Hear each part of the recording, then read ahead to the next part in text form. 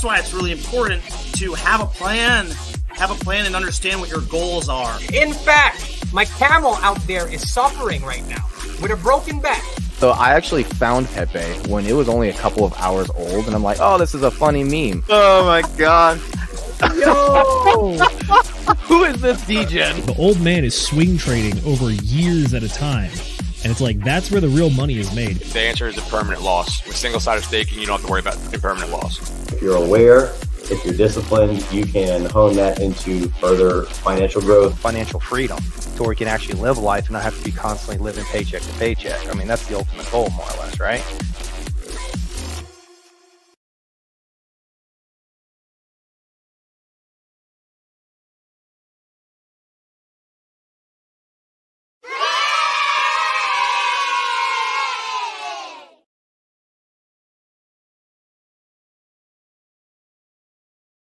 We seem to have lost our host. I guess I'm the host now. Ladies and gentlemen, boys and girls, crypto degenerates, ducks and squirrels, welcome to this here book club episode number 35, where we're doing $100 million leads by Alex Hormozi. I don't know about you, Will, but I think this is great. I'm not sure. I'm assuming he's having a problem. Yeah, but this sounds like a great time to run the ad, don't you think? Yeah, run the ad. Fucking run the ad. Okay, let's do it. Ladies and gentlemen, boys and girls, check out this ad for the Pulse Chain Tour, or for the Pulse Chain Conference going on in Vegas, March 6th through 9th. Run it, Mrs. Ladies and gentlemen, welcome back to the Pulse Chain Tour Masters Golf Tournament 2024. Zenith is making his approach to the green on this sudden death playoff between himself and Reginald Gerald III, who already completed his putt for birdie. Zenith needs to make this putt right here in order for his dreams of winning that jacket to stay alive. Let's see what he does. Oh, he flubbed it. He missed. He whiffed. He's a loser. I repeat, RG3 wins. Don't make mistakes like that guy. Get ready early for Pulse Chain Tour Las Vegas 2025, including the Pulse Masters Golf Tournament from March 6th through the 9th. Sign up early and use the code DGEN at checkout before September 1st. You get 36.9% off all of your tickets. Don't miss out on all the fun from the star-studded conferences, golf tournament, and nightly events in beautiful Las Vegas, Nevada with all of your friends and favorite Pulse and Hex creators. We cannot wait to see you in Vegas, so until then, DGen responsibly. So I guess I'm host now. I'm not ready for this, but fuck it. Guys, we're going to be covering the second book of the 3-book trilogy of Alex Hormozi's $100 million offers, $100 million leads, and $100 million sales. He hasn't come out with sales yet, so we're covering $100 million leads. But welcome to this here 35th episode of the book club. My name is Will Stevenson. I'm your temporary host until Zenith gets back. We don't know where he went. Oh, there he is. Welcome, Zenith. Hey, take it away, broski. Pretend I'm not here. All right, good evening, ladies and gentlemen. Apologies for the technical issues. I had a premonition today. I was like, man, it'd be really inconvenient if my computer blue screened while we were loading a stream, and apparently I willed that into existence today, so apologies for that. But good evening, welcome to the book club. We're very excited. I think all of us really enjoyed the book that we're going to be talking about tonight, and for anybody that caught the last one by Alex Hormozi, we're doing a sequel. So the first one was $100 million offers. Now we're doing $100 million leads. Look at that. Overall, this is it's a fun book. It's definitely the entrepreneurial spirit that I think all of us enjoy. But at the same time, I don't think I'm going to have the issue of Alex Hormozi trying to buy out my company anytime soon, because we have not made $100 million or $1 million in annual EBITDA, or whatever that stands for. I think it's like earnings before interest, taxes, debt, and depreciation or something. I don't know. Oh, man. Whatever. I'm Zenith. Jargon right in the beginning of the show, bro. I know. Tell you what. Tell you what. I will take a page out of the book and say that Alex Hormozi says that all of the content should be to an audience that has never seen you before. So hello, hi, I'm Zenith. I am one of the members of the Degen Roundtable here. I'm a general specialist and bit of a legal and macroeconomics guy myself, and I am joined by my excellent co-host, Will Stevenson. Will. Aloha, ladies and gentlemen. My name is Will Stevenson. I am no longer your host. I am now the co-host, and I am one of the networkers and traveling salesmen for the Degen Roundtable. I cruise around the United States building TV towers and stuff and streaming in the meantime. So I go out and meet people, shake hands, kiss babies, do all that good stuff. And I like to participate in almost every stream. So that's what's going on with me. That's the new and exciting stuff. Mr. Nate, what's new and exciting with you, bro? Can you introduce yourself to the folks at home who might not know who you are? Yeah, well, I am the ascending man with the DJ Roundtable, Nate McGettit, right? And I have a tendency to kind of do like things with projects, stuff that's sort of on chain, right? Definitely Pulse Chain for sure. That's the big one I'm really into, kind of looking deep into. Just trying to get as much money as possible, right? Trying to get out of the rat race, trying to buy my time back, and I know you guys would like to as well. However, here's the thing about buying your time back. Even if you retire and you're rich and all that, that simply that simply makes you, well, what's the word? It amplifies who you already are, right? And so we have book club and able to try and figure out how it is that we can be the best versions of ourselves. So that way, when we do have that amplification, we are able to be really great people, great men, great women, just great people in general. So that's why we're here doing this. And yeah, I am the owner of a how do I do this? Of a brand new chair. Oh, snap. Nice. No more squeaky literally- chair for you? What's that? No more squeaky chair for you? No more squeaky chair for me, and no more broken chair. I'm not gonna lie. Like when I'm sitting on my chair, I was doing this. So I'm sitting on one side of the chair. I swear to God, I was like, any one of these shows, I'm just going to disappear. Like it'll be poof and I'm gone. Probably while I'm in the middle of talking too. That's what's gonna end up happening. So I was like, you know what? I'm just getting a new chair. I'm just gonna get it before I hurt myself. So yes, I got it. Anyways, I'm gonna go ahead and move it over to my significant other over here, Mrs. McGettit. How are you doing? I thought we were going to Farmer next. I wasn't quite prepared for this, but hello. I'm doing good. As Nate said, got him a new chair. That was exciting. Hopefully this one doesn't break quite as quickly as the last one. Well, the last ones we got, they were like used when we got them, so they were already squeaky and messed up and whatever. So anyways, yay for new chairs. I wanted to say, Will, earlier you said to ignore you, but it's very hard to ignore you with whatever that thing is on your head. You want to tell us what's going on with that? This is my hair. I've always had this hair. Yeah, I recommended him some shampoo, and this is good stuff. Yeah, my luscious locks. I'm really surprised it didn't fly off when you did that. I'm For the folks at home who don't know, Mrs. McGettit is actually the show's producer. She does a fantastic job clicking the buttons behind the scenes and moving the cameras around, getting the stuff ready, doing the icons, all the little thumbnails and everything. So she might be being shy right now, but she actually is part of the glue that holds this Degen Roundtable team together. So thank you, Mrs. Producer, for all that you do. And then, and thank you for your stylish new hairdo. Yes, absolutely. So we've also got another panelist on our show today. We've got Farmer Jay. Farmer Jay, can you introduce yourself real quick to the folks at home who might not have ever seen you before, and tell them a little bit about? Jay, yeah. And if I let my hair grow out, it probably would look like Will's hair. I'm absolutely serious. It comes in thick and coarse, but yeah, nothing much new with me. Just finished up a new project at work. Enjoyed the book. Didn't really.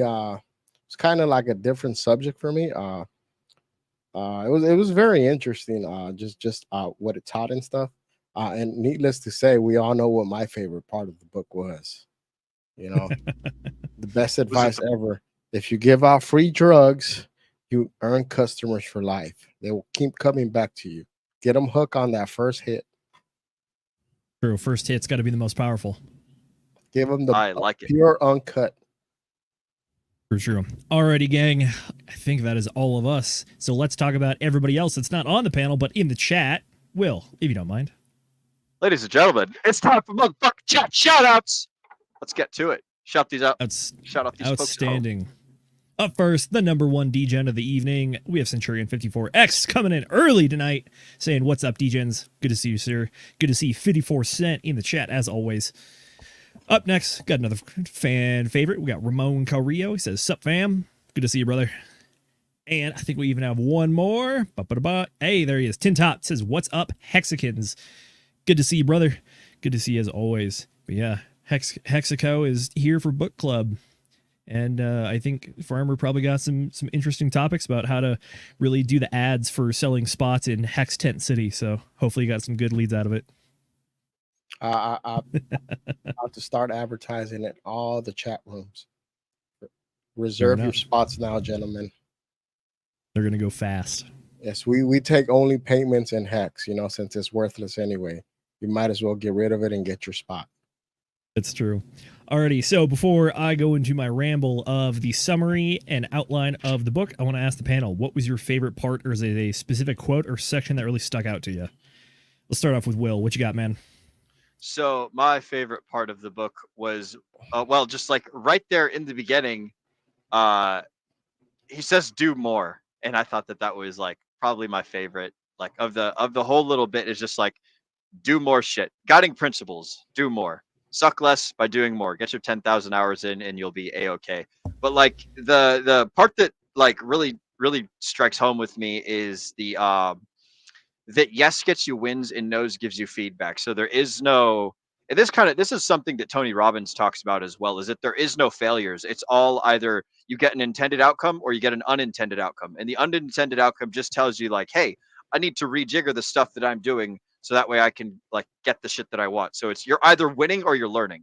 And adopting that whole mindset is crucial, in my opinion, in life, to get going anywhere forwards. But that's the part that I thought was the most important part of the book, was the whole like shift your mindset and like be okay with failing, be okay with screwing up and everything. You cannot lose if you do not quit. That's the end of the book right there. You cannot lose if you do not quit. Hell yeah. It's kind of like you can't lose your money if you don't sell. So that's true. Yeah. The one that the thing that I really liked was the give more. So it's like give until they're asking you to to start paying.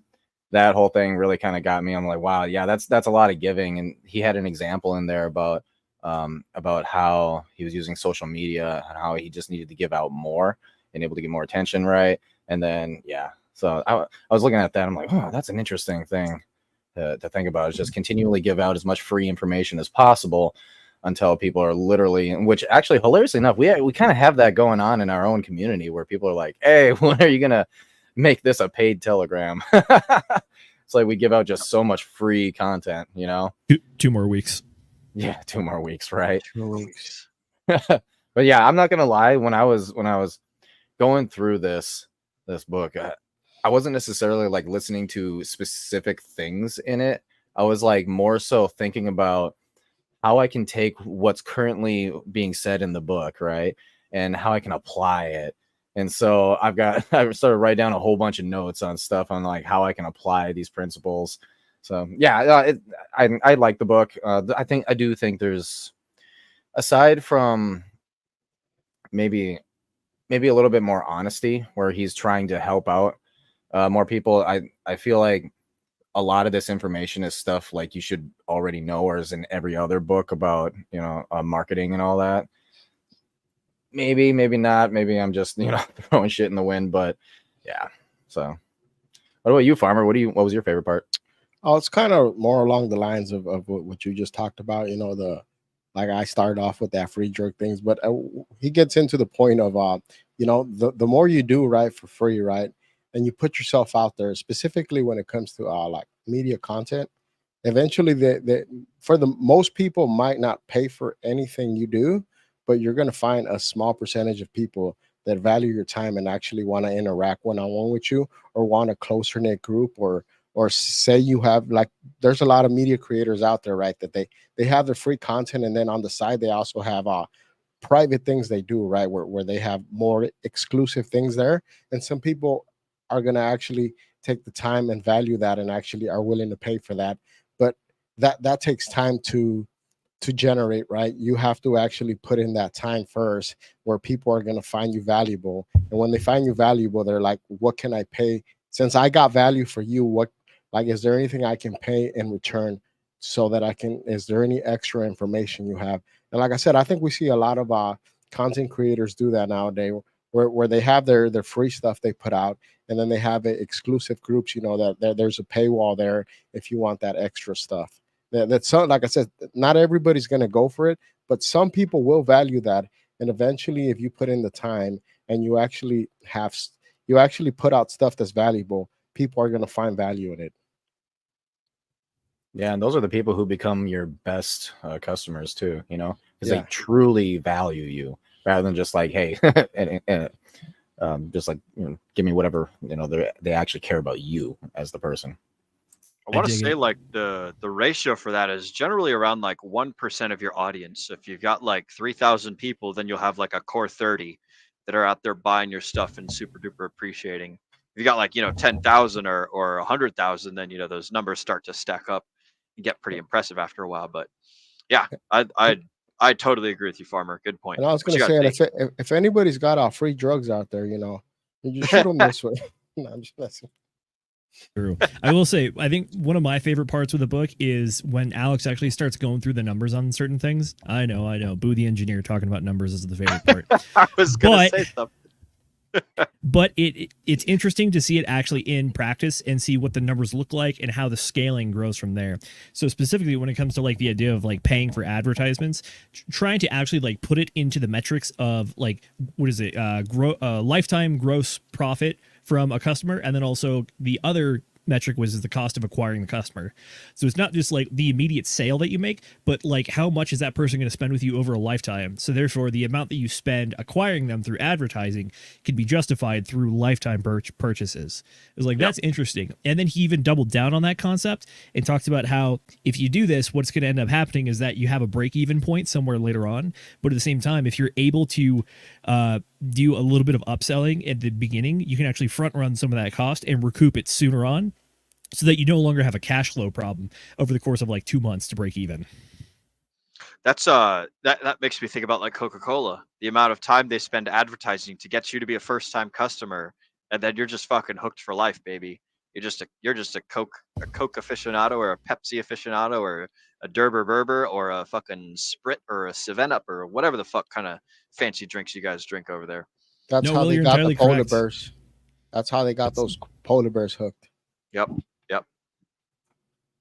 True. I was gonna say, like, if you think about it, oh gosh, I don't even want to know, but we can look it up. Like, what do you think Coca-Cola's marketing budget is? Oh, it's insane. Crazy. But they just have to it's remind got to be you hundreds you're of already millions. addicted.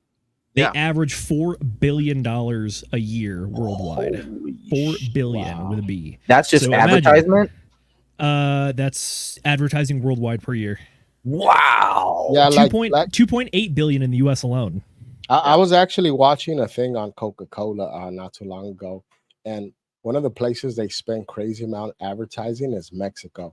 Like, yes, they love Coca-Cola over there. Oh yeah, like dude, it's some of those guys be drinking, like I'm talking about the liter bottles, the big ones. They drink like 3-4 of those 5 a day. Yeah, man. It's not just that, but Coke has also just penetrated the global market at such a scale that it's kind of common in some countries. If you go talk to people, you're just like chatting it up with a buddy and they're speaking kind of like broken English with you. You can ask them, like, they'll ask you like what your favorite Coke, like what's your favorite Coke? And you're like, oh, I don't know, I guess cherry Coke. And they're like, oh yeah, I like Sprite. It's like, that's not a Coke, but you just use this word as a replacement for soda. Yeah, it's like ubiquitous. It is so ubiquitous that their brand name is now associated with the entire genre of beverages. It's that level. Where do they talk about that? That's what they do up north in Washington. That's I grew up thinking everything was Coke until it was like, oh wow, other people soda. call it like I didn't know that. Yeah, I've talked to some European guys and then also a few South American guys that have done the same thing. Oh. It's wild, man. That's the power of marketing. So, yeah. Alrighty, Mrs. Producer. Speaking of marketing, part of the book. Yeah, I was about to say. Yeah, I think there we are. Yeah, sorry. I think there's a little bit of a lag between us, Will. Oh, okay. But my favorite part, I guess one of the biggest parts that stood out to me was when he's going through kind of like, I guess, their failures and their struggles earlier on when they were doing the gym system, and how it just was like he was basically completely ready to like change paths because it just wasn't working. And then somebody called him and they're like, I really need this. And he's like, okay, fine, I'll give you the thing, but it's completely on you whether or not you utilize it correctly. And that just took off from there. And then a little bit later, I think he was building a team specifically for marketing, and he had found somebody who had applied for the position, but then the guy ended up getting turned down. But he contacted him and he's like, I quit my job for this. I really want this. And they were just talking. It wasn't like pleading for the job, but they were having the discussion. And he's like, all right, let's talk more. And they did. And then he hired him on for like something a little bit different. And they started going. And like the first like 2 or 3 months, it was like nothing. They got nothing. And then the other people in the company were like, we need to cut him, get him out of here. We don't want this anymore. We're just wasting money. And then it just finally took off. And it went through the roof at that point and just made them tons and tons of money. The reason that stood out to me is because it really emphasized that idea that, like what you just showed us, Zenith, that quote there, you cannot lose if you just keep on trying. So that was the part that stood out to me. I did also find this so I showed you the end of the book, but this is the beginning of the book. Guiding principles. Do more. That's it. That's the whole do more. Do more.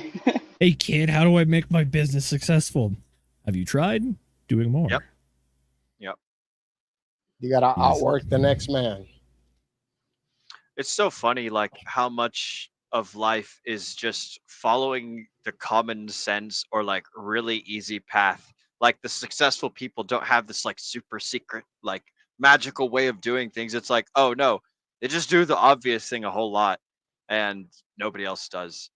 Like I think there's a saying like right in the trades at work, right? The hardest thing is actually just showing up.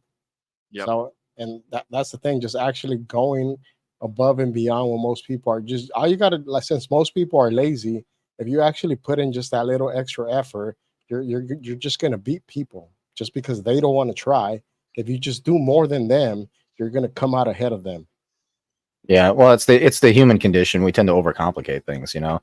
What is the saying? The most complicated problems have the simplest solutions, and the simplest problems have the most complicated solutions. It's like because that. that's just what we do as humans, you know. Yeah, I think that like now in society, right, we have a thing where most people want to do the least amount of effort and think they're going to be very successful in life, instead of, like, if you're that person that's willing to put in those extra hours and do that extra work and stay there long nights, in the long run, you're probably going to be the person that succeeds, as opposed to the person that thinks they should work 32 hours a week and live like a king. I'm like, no, that's not how life works.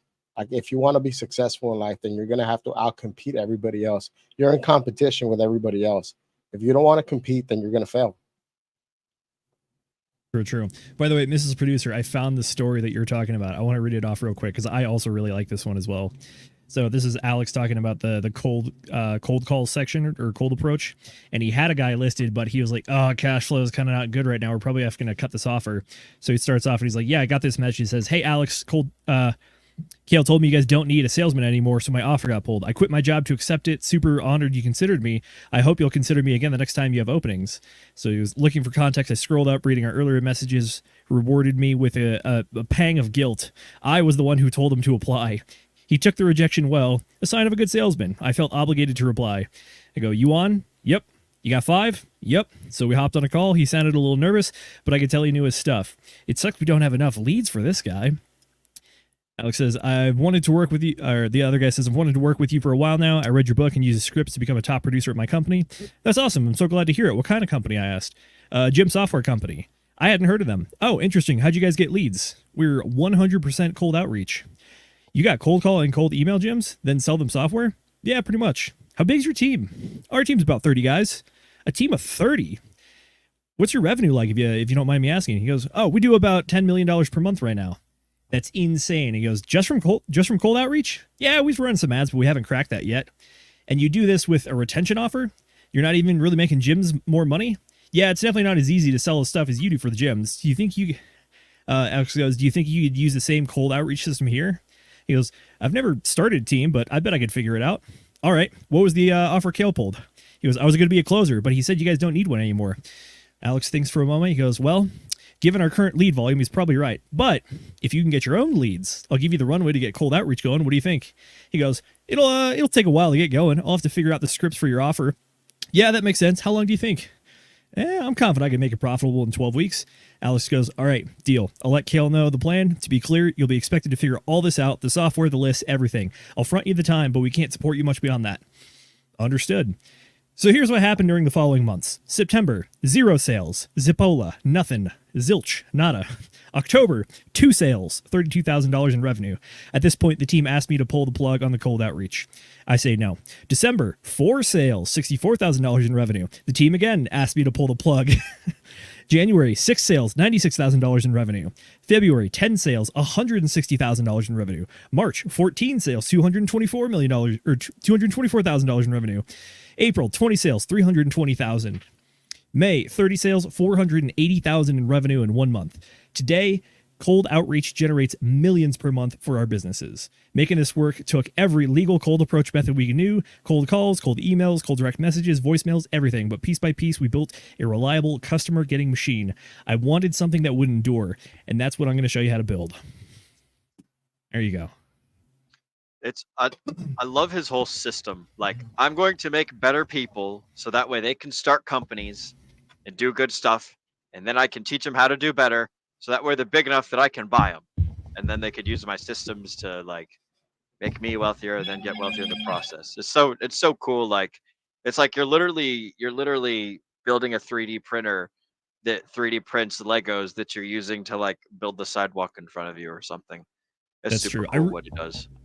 Mrs. Producer, I think that was a fantastic story to pick out, specifically because I think this also really highlights the motif of Alex, which is like, he's not going to be the guy that quits, and he just kept going. So he's like, I technically probably should not even offer this because the cash flow is not there, but the guy knew what he's doing, and I was surprised by those numbers, so we'll give it a shot.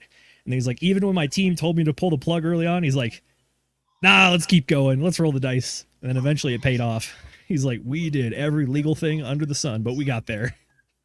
Yeah, it's very similar for me, like in my point of view, I guess, to the concept of you lose all the chances you don't take. And he took that chance, and then he continued to persist on taking that chance too, even when everybody else was like, nah, this isn't working, let's get rid of it. He's like, no, he told me 12 weeks. We're not there yet, so let's give him those 12 weeks. And then sounds like by the end of the 12 weeks, it's pretty much when it started to work. So I would have gave up the first day. But then again, that's why I'm not a millionaire, right? Yeah. Like, I don't know about you guys, but like a lot of these books, you know, like kind of like Nate said, right? They kind of just preach the same thing, right? And it's like, we know these things, right? But like, if we don't practice them, they're not going to work. And I think it's great that like you keep just putting this stuff into your heads that like, if you want to be successful, there's certain things you need to do in life. If you're not going to do them, then you're not going to succeed. True. It's true. I think one of the things that you really see in the book is Alex just has that entrepreneurial spirit of just like, how can we possibly make this work? Whenever he's offered no as an answer to one of his questions or proposals, he doesn't immediately go, okay, on to the next one. He goes, is there another way to do it? And I have one more excerpt for you guys here. This is from the ad agencies section. It's a story of him trying to hire an advertisement agency. And he's like, I don't like working with the advertisement agencies because they give me their best person first. And then they give that guy to a new guy later on. And then our productivity drops. And then every time I complain, I get the good guy for about a week or two again. And then we get the new intern again as well. So he's like, how do I fix this system? And he came up with this. He goes, I refused the first agency because I couldn't afford it time. The second call started going the same way. I began to panic. How am I going to fix this? In what felt like a last-ditch effort to stay in business, I asked the second agency owner for what I really wanted. Here we go. Hey, can you just show me in a few hours how you would run ads on my account? The guy goes, no, my time is not for sale. Alex goes, worried, but still not helpful. He goes, what sort of arrangement can we come to? The man thinks for a moment, and then his eyebrow shut up and a smirk appeared. Fine, $750 an hour. Gulp. His intimidation tactic worked, but at least I knew his time was for sale, so I wanted to find out more. By the way, if you listen to the audiobook version, there's a part right here where Alex goes, oh, so his time is for sale. Yay, capitalism. Yep. He's like, everything has a price, damn it. Everything has a price. Yeah, Alex goes, and for $750 an hour, you will sit down with me and show me how you would run my ads. The guy goes, yep. And Alex goes, and I'd be the one doing everything. Like, you'll walk me through what to do over the shoulder, and then after that, you'll explain why you do it that way? Yep. And you're confident you can make my ads more profitable and show me the more advanced stuff too, right? Yeah, I mean, if you want to pay me $750 an hour, we can do whatever you want. It's your money, he said, half laughing. It sounded more like it's your funeral. Alex pauses. All right, let's do it. We'll meet 1 hour a week. You give me homework. I'll study between calls. Fair enough? Yeah, goes, works for me, but you got to pay for that first 4 hours up front, aka $3,000, please. Yeah, Man. Alex said that It was, worked that was out. the code. Yeah, Like, and that's pretty what much- that's what let him like teach his team how to do the stuff that they do. And then whenever he would hire like specific ad agencies for different platforms or whatever, they would just teach him like the platform specific thing. And then he'd soon have his own, like his team beating the agencies and doing better numbers than they were doing. So it's just like building that little foundation is super duper important. True. All right. Well, we are about half an hour into the show, and I haven't even done my summary yet. So let's knock that out of the way. We can get on to the rest of the stuff. Yes, Sorry. Please do. Going on tangents. All right. So where did we leave off last time? Well, last time we finished off with $100 million offers. And that book has 5 sections in it. First off, it was how we got here, aka your business. And then section 2 was pricing your offer. And that talked about how the more niche you are, the higher price your offer can be. And the other litmus test that he offered was, how much should I charge? And he goes, however high you can ask without cracking a smile or a laugh. And he's like, okay. And then after here, we get to the value offer, or the value equation. The value equation is as follows, and is brought up in this book as well.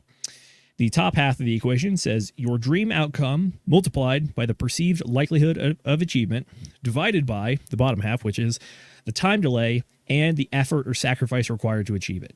And that is how you determine a value.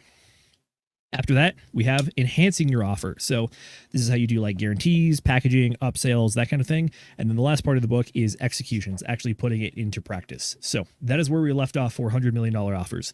The tagline for the book was, you want to make an offer so good that people feel stupid for saying no. So that's how we got to where we are today, which is $100 million leads, which is what do you do with your offer now that you have it? You got to go find a person to give it to. So the book talks about 3 different sections. Section 1 is getting leads. Section 2 is getting lead getters. And then section 3 is the real life applications for it. So starting off, we have leads are not enough alone. Pretty much, just because you have a lead doesn't mean it's going to turn into a sale. And at the same time, he also makes a reference like, hey, just remember, don't confuse a leads problem with a sales problem. If you're getting leads, but you're not making the sale, then the issue is in the sale. And conversely, if you're getting sales, but you don't have enough sales after the initial sale, then you have a leads problem. And then here is where we get to Farmer's favorite part, which is you got to engage your leads. This is where you talk about offers and lead magnets, aka giving something for free initially to get people hooked, so that way they see value and want to buy the rest. After this, we have another major section of the book, getting leads. And this is where we talk about the core 4. The core 4 are the 4 ways that you can get leads. Specifically, there's 2 different categories or 2 axes, and you pick one or the other on the different axes, and you end up in one of the 4 quadrants on the box. So on the top, we have, are you trying to find people you know or people you don't know? And then down below, you have, are you trying to do one-on-one private, or you do 1 to 1 million public? And that is where we get to the warm outreach, free content, cold outreach, and running paid ads. That are the core 4 things. And remember, they're determined by, do you know the person or not? Are you talking one-on-one or en masse? So that's where we get that. And then after that, we get to section number 3, getting lead getters. I'm sure this is a section that probably piqued Nate's interest, because this is building the 3D printer that makes people to get you leads. You are using leads to find people to get you more leads, aka scaling. So this is where we talk about customer referrals or word of mouth. Up next, we have employees. After that, we have ad agencies.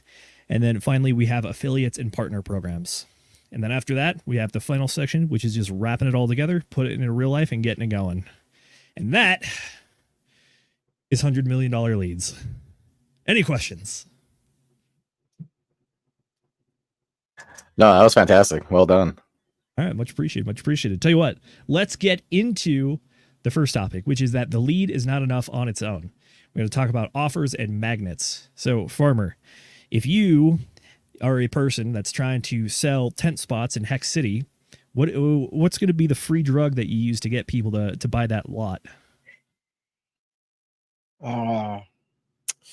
Offer them some worthless hex. All right. Hey, it's one way to do it. Oh, Didn't when they get cost that- me much, right? And they're broke and they're believers, so they're probably willing to hold. So you give them about 10,000 Hex, you know. If they reserve their spot, and bam, that's how you get them. There you go. Is That's this one kind way of to do it. like you have like a display tent that's super duper nice and fancy set up underneath the 405, and it's just like, hey, if you come live here down with me, like you can't live in this one because this is a display tent, but this is what you could have. All this and much. You much more. can't show them that tent, bro. That's where I keep my ledger. You know, I Oh, gotta keep the riffraff away from my good tent. You know, you have a different display tent. You It's know, with also Will- nice, but not as nice. That's true. Will, with your analogy, I believe some people refer to that as selling the dream, if you will. Selling the dream, yes. You know, we're you gonna give a little bit of the cake. We'll tell them that we're gonna hodl together here, and we're gonna be strong, and one day we'll be on a yacht somewhere.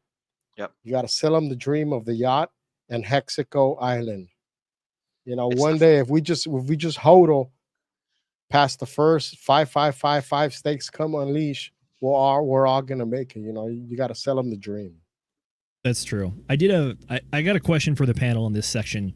So I think that in particular, this chapter highlights something that customers complain about a lot, which is that companies will like offer you a small thing that's worthwhile and then immediately kind of like rug pull it from you and hold back the rest. But at the same time, it's like, are they obligated to sell you stuff? No. But at the same time, I think that does annoy customers a lot, which is they feel like, oh, wow, this person is putting out this stuff. And then they get annoyed that the rest of it's being withheld. And some people, I think, try to like sell that as like a scammy tactic. But like, is it? Or is that just business? And I think clearly the results show that it just works. I think it is. I was looking around some like mental health stuff not too long ago. And I was like, okay, cool. So let me see if, you know, what this particular like mental issue is, right? And so I'm looking around and it's like, okay, so that's what it is. All right, cool. So what are the steps that you can take to sort of like heal yourself, right? And I started kind of looking around and all of a sudden, all I got was, but here, this is what it is. And here's how you can heal yourself. However, and able to get that, you need to sign up to my course or whatever, or I need to do like a consultation with you. And it was always like, sign in your email here, put your card here. And I'm not kidding. I went through at least double digits. It had to have been like 10 or 12 of those before I just gave up and was like, screw it. It's funny how the step one of every program was pull out my wallet. Huh.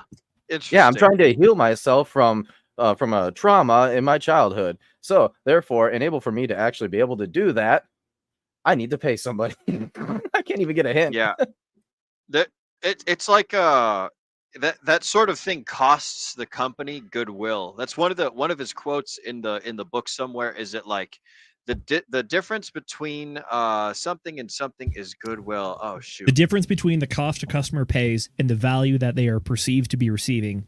The difference between those two is goodwill. So if your customer feels like, so your customer pays you $100 for whatever it is, but they feel like they're getting $500 worth of value out of this thing, that's $400 of goodwill. This is some like mental math or very theoretical. I think like in Nate's example, they gave like nothing for free at first, right? It'd be like if they had like some generic advice to begin with, you know, and they actually talked through like some generic stuff, and then offered and paid service in addition to that, then you probably would be able to hook more people because you actually like their people are invested. But like all they did was piss Nate off, you know, like you just frustrated him. And at that point, it's like you're just gonna walk away. But if you actually offer, I think that's why, like if you offer a free service and you actually have people invest time in whatever you're offering, and you actually gain a following, then like I said, that after that, if there's a paywall, there might be willing, if they want more of what you're willing to offer, they might be willing to take that extra step. Like I said, it's not going to be everybody, but hopefully it's a significant portion where you can actually turn a profit. And it's not like you're cheating them, right? Because you're providing them with a service as well, and they're actually receiving a service from you. Yeah, you know, taking the example that I said, right? If these multiple different channels would have been like, hey, so here's how you can start the healing process, right?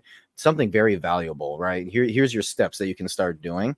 That right there automatically gets me starting to do something, right? And then I'm like, okay, so and able to go deeper, though, I will have to pay. However, I can tell that this very beginning is valuable because it's actually doing something. Okay, so now I do want to pay and able to go deeper into it. You kind of see how that works, right? And this is the thing that I really like what Alex was talking about when it's like give out more free content, like give it out, right? Just give, then make a sale, right? And I really like that because it's one of those things where instead of just like, haha, if you want to know the secrets, you must pay. It's like, I don't know what the secrets are in the first place. You just told me some generic bullshit and said, but if you want the secrets to getting rich, paywall. It's like, what the hell? How about this? Give me a couple of secrets first and say, hey, I've given you half the secrets already, or I've given you all of the secrets, but there is one more secret that you don't know, and that's how to tie these secrets together in the real world and really be able to make it work. That one you got to pay for. See, something like that. You give the majority of the content, right? All the valuable stuff. You give away that stuff, but then what causes people to funnel into your subscription or whatever is, hey, and able to actually make this work, right? And able to actually, like, say, get the mental healing going. I have this ability for you to be able to contact me directly, or I have this ability for you to contact like a therapist or something like that directly. Okay. That service right there, though, is paid. But since I'm already like on that path, already walking down the path, right? Heading towards basically what it is that is going to be valuable to me, which is the final result, right? Since I'm already walking down that path, then in the middle of that path saying, hey, by the way, if you want to go any further or to get better help, then put that paywall there. People almost every single time will pay for that. Yeah, like if you like, I'm offering this to the masses as general people. If you actually want to take the time to have a one-on-one interaction to something specialized for you, then there is a paywall, or you can pay for an hour of my time, and we can actually discuss things that are particular to you. But yeah, that's that like you said, that's where I think that's where you offer value to people, and people are willing to pay for that. I think there's a very small differentiation between, in this process in particular, between whether or not the customer feels that this is an effective sales strategy that they're cool with, or if it feels like they're kind of just getting their time rug pulled out from under them, which is that if you offer them value and then the thing that is offered for free to initially get them as the hook is actually valuable, then they want to continue and actually pay for more things that are also valuable. But I think that if you give them things that are perceived value, and then they hit you with that, oh, by the way, all these are useless unless you do the rest of the stuff that I tell you, it's like, cool, well, now you just rug pulled that value from under me. Because instead of actually giving me value that is actual and lasts, you have now given me perceived value that is now revealed to be worthless. And now I have to do X more. So it's like, I already gave you my time and you gave me nothing. So why would I want to give you more of my time and my credit card for something that you might rug pull me again on? It's like you think it's a subtle difference, but I think that's what it is. Exactly. That's exactly what it is. It's the difference between someone actually giving you something useful for free, especially as like an online like service or information business. You can, I think it's an Alex Hormoziism, which is that you give away your best stuff for free up front. So that way people see that you have good things to offer and will want to keep buying. But Will, you're entirely correct. This is just catfishing. It's like, yeah, sure, you were promised to go on a date with a beautiful woman, but I'm looking at a Victor over here, and he's not the same as Svetlana. Yep. I think that like people are so used to what you're describing, where they're going through what they think is a cool process, and they're getting smoked, or they're getting gypped, or they're getting whatever at the end of it, that like when they find someone that just gives all the good shit up front, then it's like, whoa, shiny new thing, like an oasis in the desert. What the hell is this? I'm not used to this. So it's like it's almost like the entire business model of the world is take and try and squeeze as much as you can out of everyone before providing them something, which doesn't create like good reoccurring customers, doesn't create good like long-term business models. It's just like a quick you're in and you're out business transaction done, whatever the hell, as opposed to like, oh, I've acquired someone who's basically like subscribing to my shit for life. You know, like Alex Hormozi's books. His first book, $100 million offers, is $1, right, on Amazon or whatever. For the PDF version, yeah.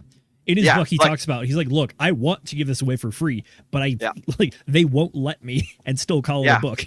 Yep. Like, how many books do you know out there that were written very recently that are selling for $1? Fucking nothing. Fucking nothing. And like, and the information in the books are like, it's super good. It's quality stuff. And that gets like, you know, like assholes like the five of us sitting around a campfire talking about it, right? And so we're doing him free advertising. We are literally his affiliates right now, talking about his process, his program, because it's so fucking good. And like getting other people, like whoever the hell ends up listening to this, so the tens and tens of viewers, cheers to you guys out there. Shout out to you. Those of you guys that are watching us live or on the replay, right? But like we're proselytizing his work because it's so fucking good, and then it sells itself. And he doesn't have to do a fucking thing except for like front load all the effort and then have his own like professional super serious thing in the background. So it's a very awesome business concept, and I'm quite fond of the whole leading with value stuff. Like you see Sami doing that too. Shout out to your friend Sami, right? Like he leads with fucking value, and he creates a very devoted audience of squeaky chair sitters and pointy elbow havers and straight backs, and you know, drinking orange juice with 3 ice. Like all of like, there's a lot of people out there that lead, or there, excuse me, there's not a lot of people out there that lead with value. Michael Sartain, another example of leading with value. Fuck, I'm trying to think of. It's funny that you mentioned Michael Sartain though, because he is one of the people that originally mentioned the $100 million series, and now that I'm like kind of familiar with his work because I've been interested in the MOA stuff, and we even know someone that went through MOA, but. It's interesting to see that he's like, yes, this is a book, and the concepts in this book are applicable just for a lot of things in life, so you should probably do it. And then the further you get through this series, you're like, okay, I'm literally watching a guy implement all this stuff in real time, and I'm seeing the success come from it. Because I remember seeing Michael Sartain on I think it was like a Vegas special edition of Fresh and Fit, and I saw Michael Sartain sitting next to Charlie and Miguel, and then he was telling cool stories about being in Operation Red Flags when he was still in the Air Force, talking about how, yeah, we were doing Operation Red Flag, and everyone thinks they're doing really good until the final 3 days when they just let loose the F-22s on you, and you're just getting killed from nowhere, and you have no idea what happened, you have no idea what's going to go on next. And for the folks at home who don't know anything that you're describing, and I'll raise my hand. This is me. What the hell is Operation Red Flag, and what says these F-22s and blah da da da? All right, so military speak, translation time. So Operation Red Flag is a training program or training event that happens internally in the U.S. where it's for fighter pilots, and specifically to kind of mimic the Top Gun school, which is like, we want to create the best pilots. The way we're going to do that is we're going to challenge pilots like in real time through actual exercise, and that's what Operation Red Flag is it's real-time exercises for not just pilots but for everything surrounding an airspace or a battlefield. So I'm talking about like AWACS, so like communications, telecommunications stuff, long-range targeting, and like network coordination with not just the planes but any support people or any troops on the ground and that kind of thing. So it's a massive orchestrated event, and listening to operators that have actually done cool stuff as a former mill guy myself, I think it's pretty cool. And the reason that the F-22s are super cool is that is the actual cream of the crop when it comes to aircraft in modern day. It is a 5th generation fighter, so it has supersonic stealth capabilities, and it has very advanced avionics to allow it to do. Go watch an airshow video of an F-22 demo. It's the wildest thing you've ever seen. I saw one in real life because I knew a pilot through one of the programs I was associated with, and the way that like thrust vectoring works on the airplane is, instead of just like, imagine having the thrust coming out of the engine, but you had like a funnel on the end and you could direct it, you can now make this aircraft do things that just like make no sense. So like, I literally watched an F-22 kind of like low ride like 20 miles an hour in front of a crowd just because they were thrusting down and slightly forward, so they pretty much got a jet to almost hover still and then just peel off outwards. So that's the kind of level of stuff you have to deal with at Red Flag, which is super cool in my opinion. But yeah, I saw this random guy sitting next to my crypto mentors, and then I got directed to his stuff, and I was like, oh, he tells good military stories, and he's got an interesting program here. He talks to interesting people, and it's like, wow, this sales funnel is really effective. Yep. And it turns out they're all fucking connected. You know, Sartain's connected to Rollo, connected to Fresh Fit, connected to Miguel, connected to I think Sartain's friends with Mosey, if I'm not mistaken, or there's all sorts of fucking inner what's it's in. The point is, we're not trying to shill their products or anything, but if you want to watch somebody literally like go from 0 subscribers to I think he's over 100,000 now at this point, and also run a business at the same time using the principles from Alex Hormozi, Michael Sartain is an excellent example of that. I mean, you might not agree with how he does things, but at the same time, like, the numbers are not lying, and his business is growing bigger and bigger every day because he uses the things that are described in these books. Yep. True. Outstanding. Yeah, the point isn't so much that we're shilling his stuff. We are literally just like giving him free attention revenue because we like it so much and we're sharing it with our friends. It's like, we're not here to try and, make affiliate sales. Like if you go and buy a Mosey book, I'm not going to get a nickel for every dollar that's spent. No, I don't get a fucking thing.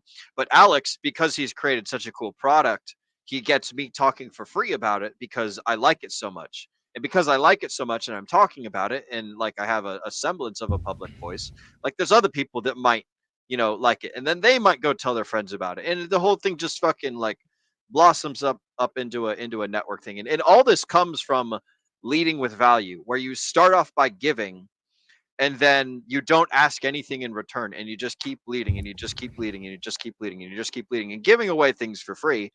And like you develop a brand, develop a reputation, and then that's the thing that makes you like the long-term wealth, as opposed to like you get someone hooked in and then you rug pull them at the last second, or you're dangling the carrot in front of them, being like, haha, chase after me. You want this carrot, right? And then your prospect's like, oh, I got to get this fucking carrot or whatever. And they're just sitting around looking like an idiot, feeling stupid because they're dancing around trying to grab this carrot that normal standard businesses are dangling in front of people to try and get them to buy their products. So it's just like, it's a breath of fresh air to see this cool new system that exists now that Mosey and Sami and Sartain, and I can't think of anyone else off the top of my head, but I'm sure there's tons of other people that do the same thing.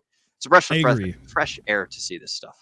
That, I think it's one of the major the pros, or I guess accolades of this book series, is that Alex Hormozi is a young guy who has done his entire body of work in the modern age through the time of social media.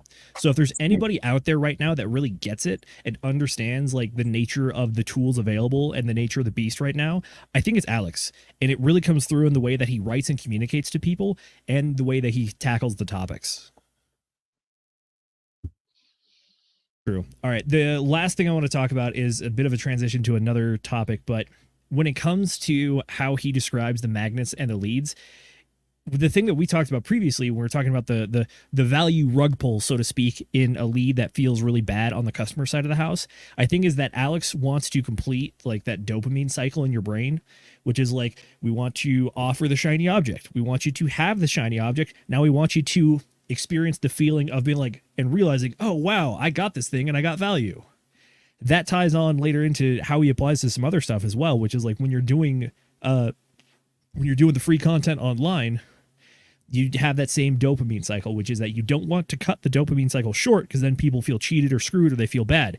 You got to finish it. You got to make them feel good at the end and reward them for their time. Yep. True. Was there a thing off of that, or was that just like a prompt for us to latch onto? That was more of a prompt, but at the same time, we can move on to the core 4 if we want.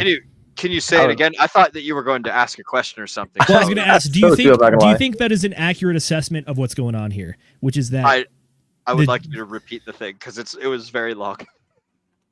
Do you think that he wants you to complete the dopamine cycle when you offer your lead or your hook, which is that the hook should not leave the customer feeling bad. It should leave them feeling fulfilled, or maybe not accomplished is the correct word, but like, it was worth feel good of like, I did the thing, it works. Yes. Cool. We don't maybe like gratified would be the word. Thank you. That is the word. Well done, Mrs. Producer. Gratified. Or satisfied. I got a little bit more crude of an analogy. If the folks at home will excuse, it's like you don't want to leave your customers with blue balls because then they'll resent you. So you have to build goodwill. That's what this whole thing, that's what his whole like ethos revolves around, is you the hook doesn't make the customer feel bad, like Zenith was saying, and they don't feel like they missed out on something.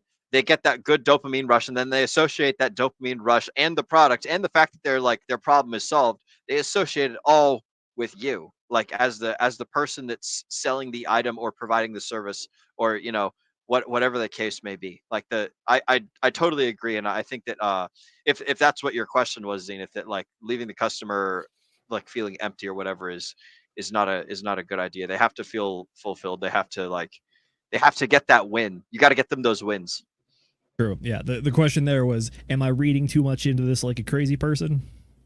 I think the answer is not definitely. Nah. Oh, I think that you got it covered pretty good. Farmer, do you have any thoughts on this? Only visit reputable Jack Shack so you don't end up with blue balls. But Cancel. there we go. I'm thinking, like, I'm trying to think of a response that I could say that would allow us to save face a little bit, and I got nothing. But like, for the folks at home who don't know where you can find a reputable information gathering, you know what? We're just going to talk about the core 4. We're just going to talk about good steal, Zenith. Yeah. All right. So, gentlemen, the core 4 again is where do you get leads from? You either get leads from people you know or don't know, or you get leads from talking to a single person or an audience. So the first of the core 4 is going to be warm approach, or these are people you know and you're talking one-on-one with them. So I think that this is commonly used by a lot of, I'll call them less than reputable companies, or in a lot of like multi-level media or multi-level marketing corporations, which is that they want to bring people in specifically so that they can warm approach their friends and family and get them involved. And I think that this method in particular has a bit of a bad rap. So I will admit, back in the day, I used to sell knives, kitchen knives, the old Cutco stuff when I was the year after high school before I went into college. And this was my attempt at getting into sales. And it was half all right. But then I quickly realized that it was a leads problem as well, which is that they kind of left you high and dried once you were all out of leads. And they're just like, well, I hope you can find more. And it's like, cool. The way you told me to get leads was go through my phone and contact the people that I know, and then hope that the customers will give me more leads, and not really like train or prepare you how to do it. So I want to ask you guys, do you think that this method gets a bad rap, which is trying to sell things to your friends and family? A bad rap. I would agree with that, actually, because when I was listening to this on the audiobook, I was like, I don't want to go through my phone, because that's what he was talking about. He's like, oh, you think you don't? Yeah, you think you don't have the warm leads or whatever? Just go through your phone. You have contacts there. And I'm like, yeah, but I don't want to go through that and go to friends and family and be like, hey, buy this crypto. I don't want to be doing that. That's why you guys haven't written to like best-selling books and started multi-million-dollar businesses, is because you don't want to do the thing that is like the difficult thing. Like, yeah, I will definitely concede that yes, it is it feels weird to go through your phone and to ask the people that you know if they want to buy the thing that you're selling. But if you're doing a moderately decent job and you have a good offer, then like you should offer your services to people that you know, like not without the thing that you want to avoid. And the thing that I think the thing that I think makes this a difficult thing for people to do is a lot of people feel there's an obligation if they're a friend or family of someone, or they don't want to feel that like that friendship level pressure, where it's like you don't want to mix your personal and your professional life. Like you can't have your boss be your friend, or you shouldn't date coworkers, or yada yada yada, all that trope stuff. Like when you try and sell something to a family member, if you're doing it the wrong way, then it comes off as like you're putting a pressure or a strain on the relationship, where it's like, hey, we don't want to leverage the relationship to sell the product. What we're doing is we're asking people that we already know if they have a problem that we happen to be like specially suited to solve. Like if I make shoes and I see that my cousin has no shoes on, I can be like, hey, bro, I can solve that problem for you. But like, I'm not going to go to like my grandparents that have like tons and tons of shoes or whatever and have no shoe problems and be like, hey, grandma and grandpa, I'm your grandson. Do you want to buy my shoes for my Boy Scout project or whatever the hell? Like that's stuff for kids to do to get them interested in things. The real like point of doing that is you want to provide a service to people who actually need it, and you don't know if people need the service until you ask them. So like if there's anything that I can stress on this subject, it's if you're going to leverage your friend network, your family network, or something like that, then you're not trying to sell, you're trying to fix problems, and the sale comes as a result of the fixing problems, you know. So like that's the ticket. And I think that getting past that point is just learning how to be like a good salesman, or how to talk to people, or how to like, you know, be a genuine person that isn't like if you call your aunt and you're reading off a sales script, then you're doing it all fucking wrong. You know, like the sales, like a series of bullet points might help, but like if you're cold calling people, you know, and you're being robotic and monotonous and not personable, then it's like, then there's like a little bit, yeah, like you gotta throw the Riz in there. You gotta spice it up, give it the zazz and all that. Go ahead, Nate. You've been I think what you're looking for here is, and this I'll just sum this up.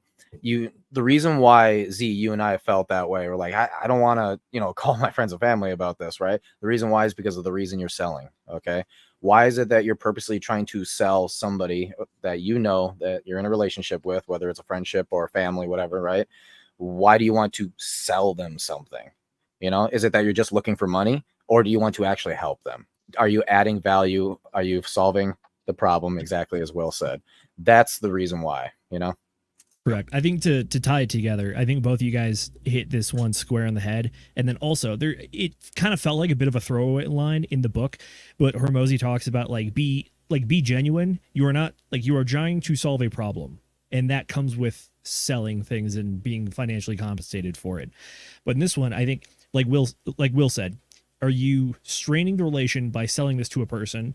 And then Nate, like you said, it's like, are you doing this for the sales, or are you trying to solve the problem? And I'm going to reference another book that we've covered, and that's this one. I thought Will would have been more on this camp, which is that it's the pen question, which is, it's the thing of like, try to sell me this pen. And the guy asked the first question, which is, are you in the market for a pen? He goes, oh, I'm not in the market for a pen. And he goes, why the hell am I trying to sell you a pen then? It's kind of the same way with warm calls, which is that if the people that you're doing the warm approach to are not even in the market, then why are you approaching them? At that point, you are trying to trade value on the strength of your relationship with that person and potentially risk it. Yep. That's the way that I see it.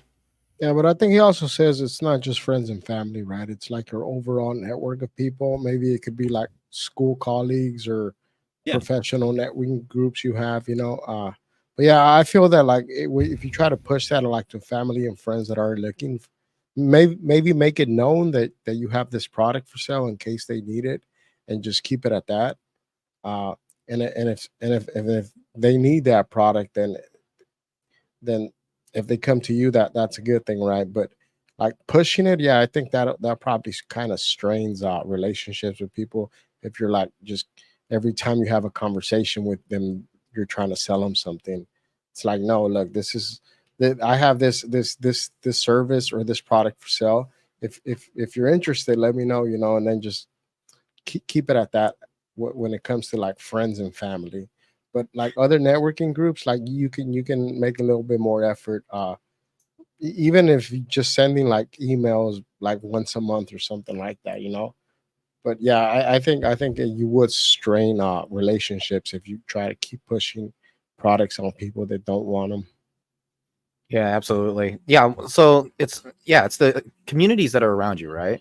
So like with where I live, okay, the manager for the apartments, or the townhomes, I should say, she knows that I'm a master licensed pest controller.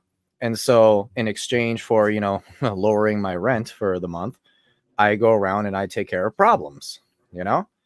And, you know, so I'm getting, the only thing that I had to do to sell her on that was, hey, I take care of pests. I'm really good at what I do. Bam. And from right there, she's like, hey, now I don't have to go out and get a company with that I don't even know what the hell is going to happen. I literally have him who lives here. Yep. It's as easy as that. And you've got a vested interest in making sure the fucking bugs are gone, right? Yeah. Yeah, because it lowers my rent. Yeah. And like you live there. So like you don't want bugs. So like, you know that if or like from her perspective, if she goes to get some outside company, who the fuck knows what kind of job they're going to do? Exactly. You know, they'll probably provide value, right? But someone who lives here, hey, that's a guaranteed they want to get this job done right. So Exactly, and it's a lot cheaper too because with the amount of units around here, like they would have to pay basically a contract for every single unit. That could cost upwards of like hundreds of thousands of dollars for that stuff. So obviously they're not going to do that. And instead, you know, they're saving tons of money by dropping into hundreds a month for me. You know. Yep. And then for me, it's not too much time that I have to spend because you know I know what I'm doing. So. Cha-ching. I like it. Alrighty, Mrs. Producer, I want to give you final word on the topic before we move on to the next one. Any thoughts about the warm approach method? Why it works? Why it doesn't? Oh gosh, yeah, this part really rubbed me the wrong way. I feel like this used to be a pretty valid method until everybody and their grandma decided to implement it, and now it just comes across like a scam. And I hate it. I personally don't like it. I understand what he means, but the number of random people that I barely know who, like from high school or college, or hey, I saw you once on the interwebs and we became friends, that just like have hit me up to be like, hey, I made this thing, come buy this thing, come invest in this thing, join this pyramid scheme. I'm like, absolutely not. Yeah. So you So look at them and be like, I have a better pyramid scheme to sell you on. It's crypto. there you go. So Put the Uno one reverse up on card on them. Do you mind if I interject here, Miss McGinnis? Please, Yeah, go for it. please do. So you could, if you really want to invest in the relationship, you could be like, yo, your offer sucks, right? But wait, there's more. Oh, no. I've got a book by Alex Hormozi that can show you how to make a better offer. And like, here's some good feedback. Your offer pissed me off because it sucks. And I don't want to have a sucky relationship with you. I want to have a good relationship with you. And so what you need to do is you need to learn how to make better offers. So that way I could not be pissed off when you send me your thing. Cause like if they're pissing you off, they're probably pissing a bunch of people off, and they probably don't want to be pissing a whole bunch of people off. So like you can start this whole process by asking like, hey, are you interested in some critical feedback? Like, this is probably going to sound bad, but like my ultimate goal is I want to be a happy person. And in order for me to be a happy person, I want you to be selling me stuff correctly. In order for you to sell stuff correctly, you have to not be a fucking idiot. So read this book, you dingus. You know, read this book, apply these principles, have a better offer, and like ask me if I need the service first and foremost. Like, you didn't even see if I needed the pen or whatever. Like right off the get-go. That takes a lot of effort. But yeah, that's a thing. I've done that in the past with like friends on Facebook who have sent me stuff. Is I'll try and like sell them into like I make up like a fake sales course that I'm running and be like, yo, bro, you should buy my fake sales course. It'll get you way better numbers. Like I bet your close rate is absolutely abysmal. And so that's how I start the conversation off. And then I just kind of like talk to them like human beings and run it off as a joke and stuff. Well, It's worked for me in the past. It's funny you say that because I had somebody do that on Instagram a couple of years ago. I was not seriously trying to like sell things. I never have. I've never been like wheeling and dealing with my card collection stuff. I just kind of like I sell casually if I have extras. And this person hit me up and they're like, "Oh, do you want to buy this program that I made?" And I'm like, "No, dude, I'm doing fine." And he's like, "Well, clearly not if your profits are this low." And I'm just like, "Yeah, that's a great approach to get somebody to want to buy your shit. Please never contact me again." Yeah, that's, you get hit up by the rando like, and goes, "You suck. How would you like to not suck?" There's so many. It's like right here, bro. Right here. Guys, there's You're so a loser. many bad salesmen in the world. Like the world needs less bad salesmen and more good salesmen. So the more that we can convert, the more that we can be doing our due diligence to make the world a better place. It's like a non-profit activity to go around and be like, "You need to fucking read Hormozi's book, you dingus, because you suck." And I want to have a good time. I like good salesmen. I hate bad salesmen. But yeah, that's funny. Yeah, a lot of these people that you're dealing with and we're all dealing with, they're all just shitty salesmen. They all suck. But what was that? What was that you had, Cass? I was just gonna say this book didn't exist back then. I think this book came out, and I think you said like 2021 or something like that. Oh, so yeah, that's true. I could be wrong. It might have been 2012. I don't remember, but I think it was fairly recent for leads. The offers one came out, a while ago. But anyways, yeah, so my general opinion on the warm approach is that now that it's caught on so much with, everyday society, and we see it all that, all the more, all the time. Sorry, I forgot the word. It doesn't appeal as much as it probably used to back when he was actively, making this like the main thing. I definitely agree with the idea of getting to know your customer a little bit, and that helps you be able to sell to them. I understand that completely, but I also feel like a lot of people are very suspicious of that nowadays too. They should be. They should be, because that's how the weasels get in there. But like, if we can turn the weasels into like helpful foxes or like sheepdogs or something, then like, just imagine the world where everyone's got problems and everyone also knows who to go to solve the problems, as opposed to like a whole bunch of shitty people that sound like scammers that actually aren't scammers. They're just really shitty salesmen.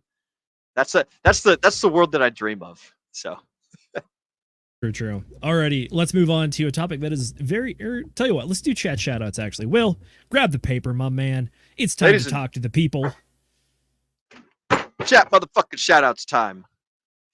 True. All right, we see you have a lot more people have trickled in, and we are happy to see each and every one of them, especially Moonpill the Rational Optics. He says every penny you collect gets you closer to $1.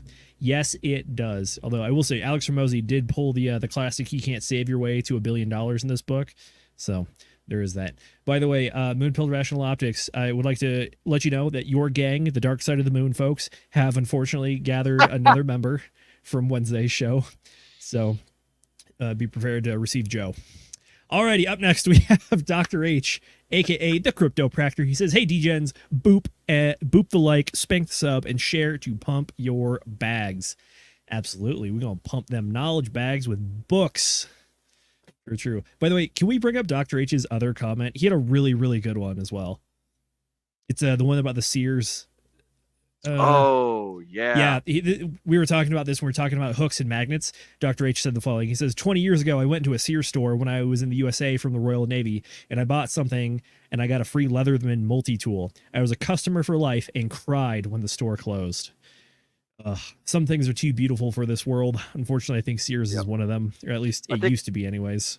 I think Sears basically got outcompeted by Walmart and Amazon. They're like, they just couldn't offer the same like. Well, not just Walmart and Amazon, also the ability to buy things online and to get them a lot cheaper than Sears, because Sears was one of those places that they had really, really, really good deals when they had things on sale, and they were fantastic. But the general clothing there and stuff was super overpriced most of the time.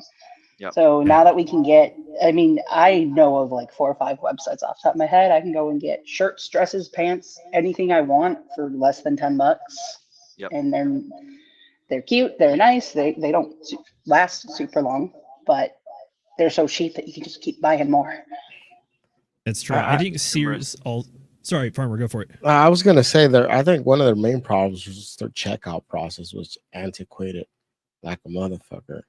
Like they only had 2-3 registers and a line up the wazoo. It's like most people just want to get in and out. You could do that at most stores at that point, but I used to like Sears because they used to usually, when they used to have their sales, they used to have some of their tools on clearance or cheap returns. Oh yeah. But just trying to check out was it was just so inconvenient. Screw this, I'd rather go pay the extra money and just go buy it at Home Depot. Yep. True.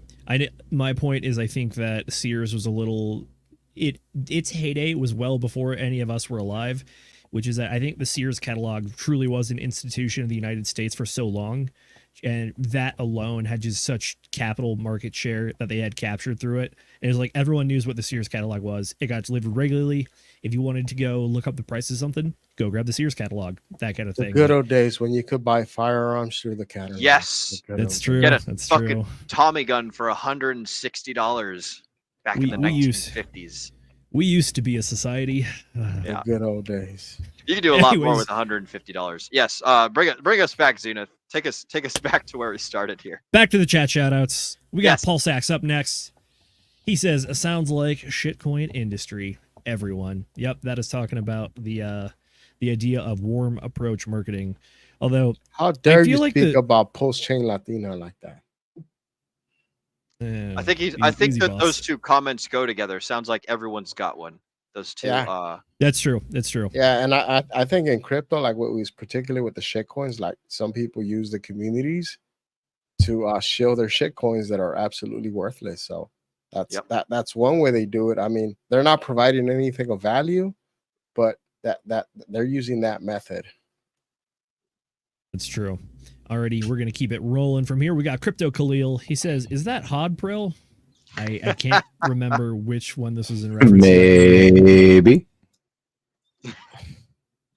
I think Alrighty. I've heard of Hodpril. Is that April? I can't remember. I don't should know. know this person. I'm pretty sure they're in the crypto community, unless it's literally just Nate as an alter ego, which we're clearly not understanding the joke if that's the case. But you'd be a fool sometimes, unfortunately. Yeah, All right. Last but not least, we got good buddy of the show, Sam Stevenson. He says, "What hair?" I think it's in reference to his brother. By the way, can we pull up Sam's comment about Hormozi as well? This shitty salesman with wild overgrown hair. That's rough. That's rough. From Sam Stevenson, he says, "Hormozi is fire, and the main reason he's not homeless right now." Yeah, I want to give a shout out to Sam and the business that he's running over there. It's the design one. I apologize. Will, what's the name of it again? Rapid Design. Rapid Designs. I have had the absolute pleasure to hang out with Sam and work together with him on some little project running around Vegas trying to capture photos. But even then, it was an absolute blast. And I can tell you right now, Sam is a stud, and he is one of the people that I think truly understands the concepts in these books and is trying to apply it to real life. So hats off to you, brother. I wish you nothing but success. Real quick, Alrighty. if we have time for it, I'd like to show my brother's business, if that's all right. Yeah, we brought it up, so let's do it. What you got? Okie dokie. I'm gonna share screen here, Mrs. Producer, when you are ready. So this is this is what my brother makes. So if any of you guys need a home, like a set of home plans, this is what my brother does. He draws the plans, like he does all the design and all the everything, and then he 3D prints them and he glues it on top of the plan itself. So if you guys need plans, hit up my bro. He'll get you. I think I might hit him up for the latest and greatest updated Hex Tent City, you know? Yep. That's all I got, Mr. Producer. I'm ending the screen share. Yeah, I might actually hit you up when I take profits, because one of the biggest things I'm looking for is a house. That's actually one of my main things. I want a car, not like multiple cars, just a car, and then I want a really, really good house. That's like my main thing that I'm aiming for. Hell yeah, bro. Alrighty, back to the show. We are going to be talking about a subject that I think is very near and dear to all of our hearts, which is making free content. Do we do that? Do we do that around these parts? Fucking no, that's why everyone paid to get in here today. That's right. We personally cut a deal with YouTube where you have to have YouTube Red DRT edition to be able to watch the show. So thank you for everyone for purchasing that and handing over your hard-earned money to our overlords at YouTube, who are so generous as to let us stream and store all of our video hosting services. In case it's not clear, we were being entirely facetious, but yes. Oh wait, we are? I mean, we can't give away the game too much, can we? Got to keep them guessing. But yes, this is one of the things that I think Alex Hormozi actually talks about the most, because, or not talks about the most, but does a really good job talking about, is because he is an absolute machine when it comes to putting out free content. I think I would be surprised if anybody he works with has not watched some sort of content that he talks about. I think in the book, he even specifically has a reference to when it came to the gym launch program, it was like 78% of the customers had watched more than 2 pieces of his long form content before becoming a client. So it just goes to show, like, if you want to reach a wide audience, as Richard Hart talks about in his book too, you got to do the free content and put it out there to the world to gather attention. Because in Richard Hart's opinion, reaching out to more people is better than reaching out to less people, aka doing the one-on-one thing. And I think the free content stuff absolutely follows that formula. So my question to the panel is, how do you think the best way to offer value through free content is? What do you think? Say, so when this is something I was really looking into, and I really liked it while listening. But free content you want to give out as much as possible, and as much of your secret sauce as possible too, without actually like just straight up making everything free, right? Because there is a point where you want people to be like, hey, I want to pay for this to learn everything, right? But in my opinion, we have an intention economy, right? And so what you're going to want to do technically is you're going to want two forms of content, one long, most likely with friends, right? Like with a panel of people, to be able to really talk out ideas, and then people can see the process of talking out ideas, in which then they get value from sort of the thought processes that are going on, and then people can also almost sort of feel like they're there, like they're part of the conversation, right? That's also where you get live streams and being in the chats and stuff, right? Just like you guys right now, it's kind of like you feel like you're part of it because you're chatting with us over here, right? So, but the other one is going to be short form content, which I think basically like I would call it 10 minutes and under, and especially like a minute and under, right? And you basically you hit stuff really quick, like extremely quick, and it's what do you call what do you call it? It's like sound bites, right? You hit a sound bite, make people curious, and then they want to see more. That's when they upgrade from the 1 minute to the 10-minute, where you kind of go into a little more details, but it's not enough, right? Because it's only 10 minutes. And then that's when they funnel over into your long form content. And then from there, they can start funneling into what would be like your subscribers who are, paying you at that point. I like it. Yeah, one of the things I've heard is that there's the video sales funnel effectively, which is that blast out short form content. If people, especially in today's day and age where podcasts are aplenty, if they like a good clip, they'll go try to find the rest of the podcast. And if they like the podcast, they might try to go find the rest of your body of work. So yep. It's one of the ways that you can operate the sales funnel through like streaming sites or video platforms like YouTube and Twitch and stuff. Yeah, I think for a while, like YouTube was really pushing out shorts, right? So if you were able to generate good shorts of your podcast, you were able to drive a bigger audience to your content. To add an extra layer on this, free samples that lead you to buy the Costco product or whatever. That's what it is. Go ahead, Z. That's I all only go for the samples. No, I was going to talk a little bit about the meta that's kind of been evolving, which is that there are a lot of what I would call very successful podcasts. They do their short form content as well, like not just like clips, like the 30-second to minute and a half, whatever platform you're on, but also doing like a full-on clips channel of the full-on podcast, where it's no longer 30 minutes to a minute, but it's actually like that. There's now another in-between step, which is you can go catch like an entire topic from the podcast cut out as its own interesting point. And that's like maybe 10, 15, 20 minutes. So there's lots of ways to do this. This game is constantly evolving. I think the people that do it well are the ones that are able to kind of like read the winds and see when it shifts and changes and are able to move accordingly. So it's a really neat idea, Zenith. Some of the YouTubers that I watch, I do a lot of like creepy, scary ghost type video things, and obviously there's a bunch of people all over YouTube who just make compilations out of this. But I've noticed that a few of them have made what you're describing there, like a clips channel. But instead of doing that, where it's just like short segments that are like, this is all related, you can go here to find like this one specific thing, they just like put a whole ton of them in there, and then it's like a 3-hour video. And they're pretty successful because a lot of people like to just put that on as background noise, and that's become like a big thing. That's become like a big thing. Yeah. The cringe compilations. There you go. No, I don't watch those ones. Just anything that's like paranormal, basically. But for me, when I do my exercise every morning on my my stationary bike that I have, I just toss one of those on and watch it.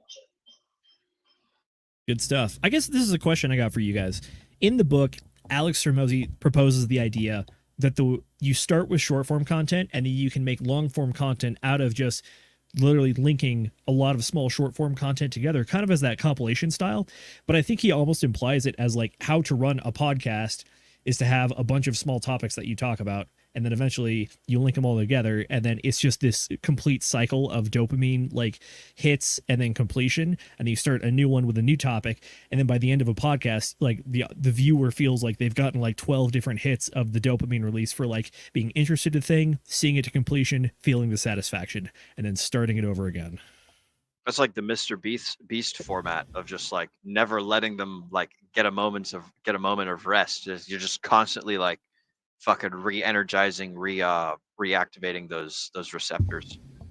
Yeah, Sami's really good at that. In fact, if you notice in his videos, he cuts out any like dead air altogether. Like he's just constantly going, as Ivan on Tech likes to say, you know, when Sami's ranting, and it's literally just if you look at his videos, he's literally just doing a freaking rant the whole time. It's like a 20-40 minute rant. And he cuts out any dead air. It's either editing, but some people just have it. Like they have that stage skill where they can just talk and talk and talk for like half an hour and there was zero dead space.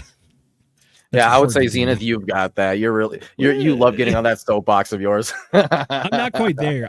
I mean, this might be a little inside baseball for folks, but I find that sometimes if I'm really going on a thing or I feel pressure to get a point out, I will literally like forget to breathe in between sentences, and by the end of it, I just feel out of breath, or I'm not even done, and then I feel myself like I have to take a deep breath here, otherwise I'm like nothing's gonna come out.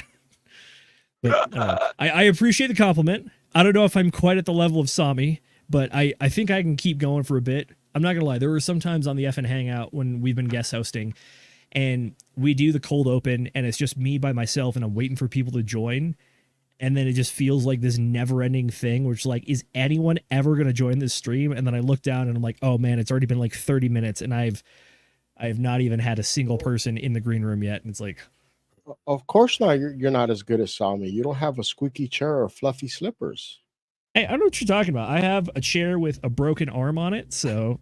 But is it squeaky? You don't got a fluffy microphone though, man. And you guys got fucking chairs and fluffy and fluffy. Okay, slippers. Mr. Standing Desk, you need to try to preach standing desk superiority. Say that you're built different. Joke. You're not like us plebeians.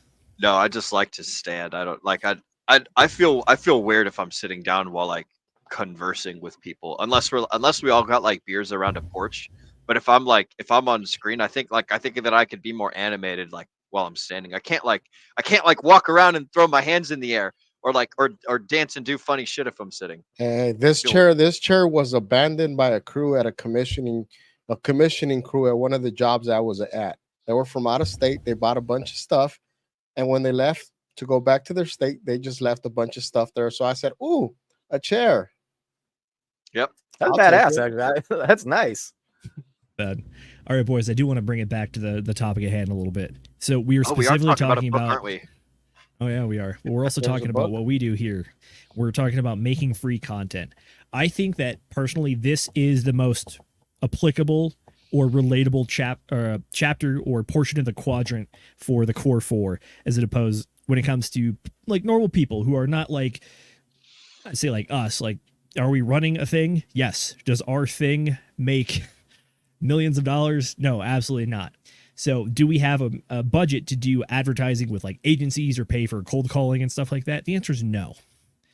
So when it comes to making free content, if you're interested in this space, this is probably what you do.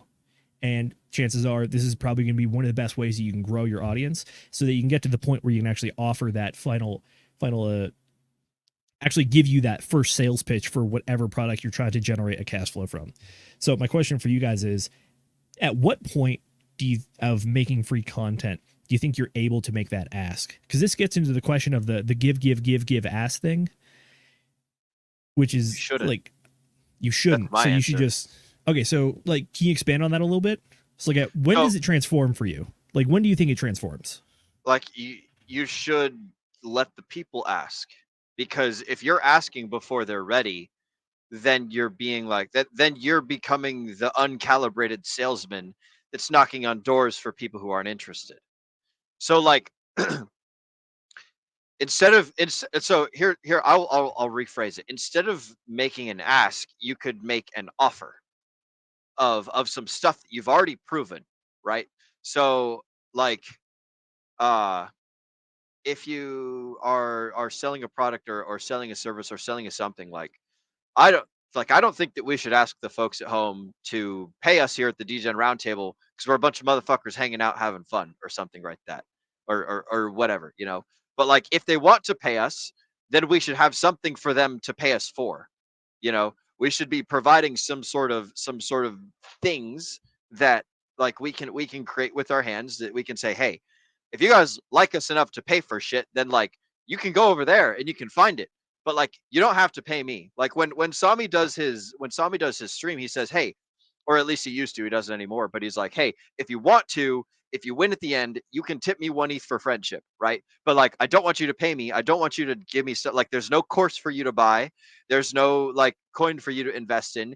If you win or if you enjoy it, then just fucking tip me at the end when you're like satisfied or you've made it or something, right?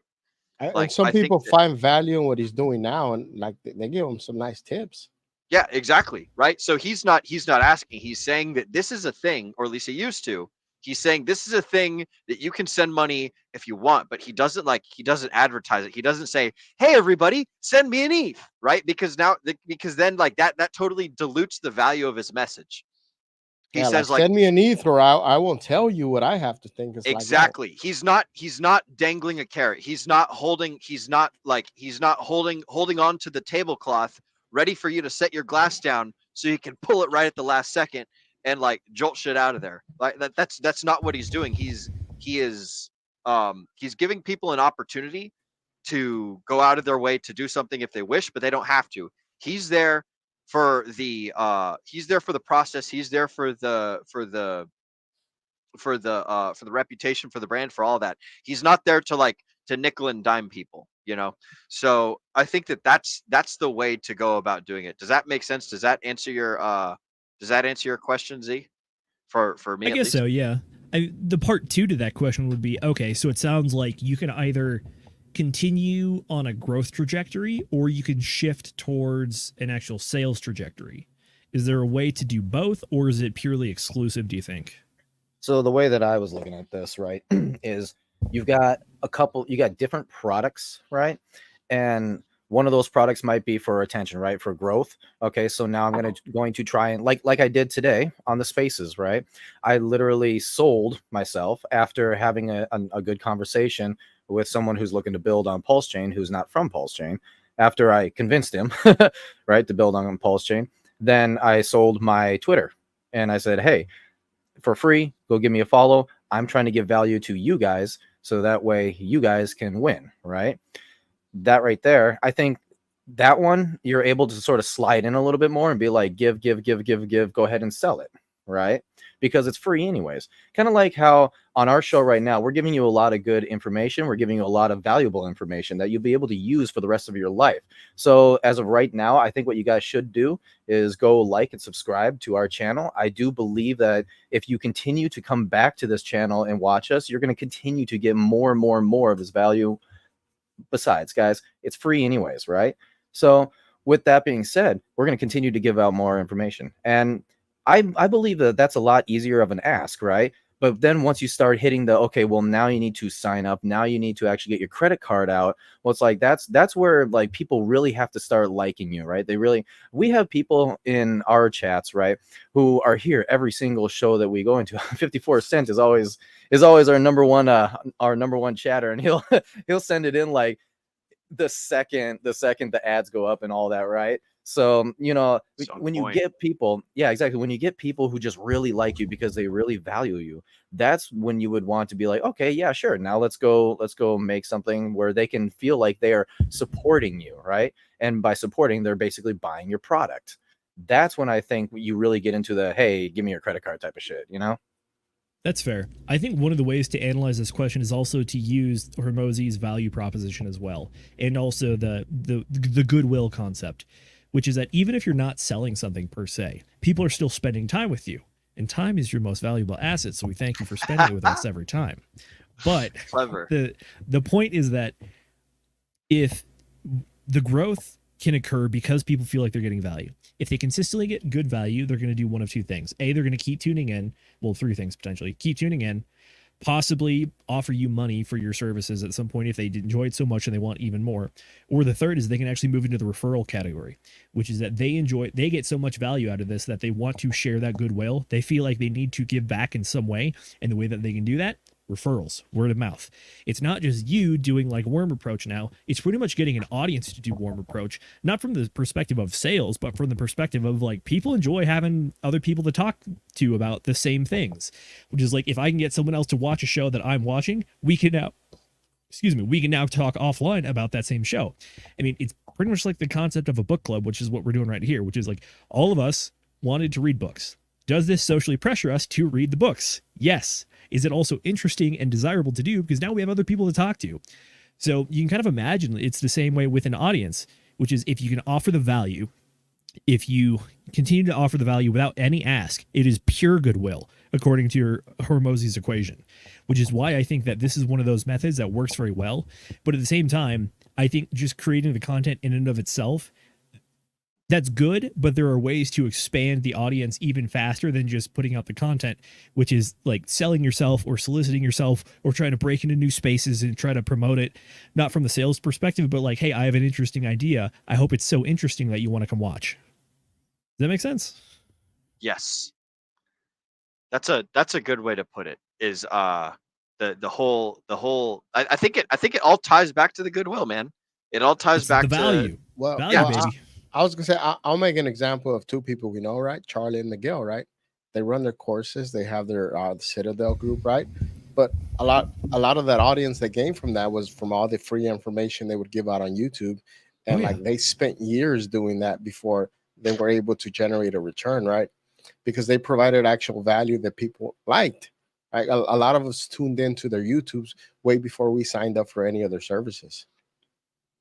Agreed. And even then, to my point, based on your point, is that I think a lot of people probably found Charlie and Miguel not through their stream, but by finding them on a stream that they went on to add value to that stream that they were a guest on, but then also do that as a way to kind of funnel people towards what they're doing as well.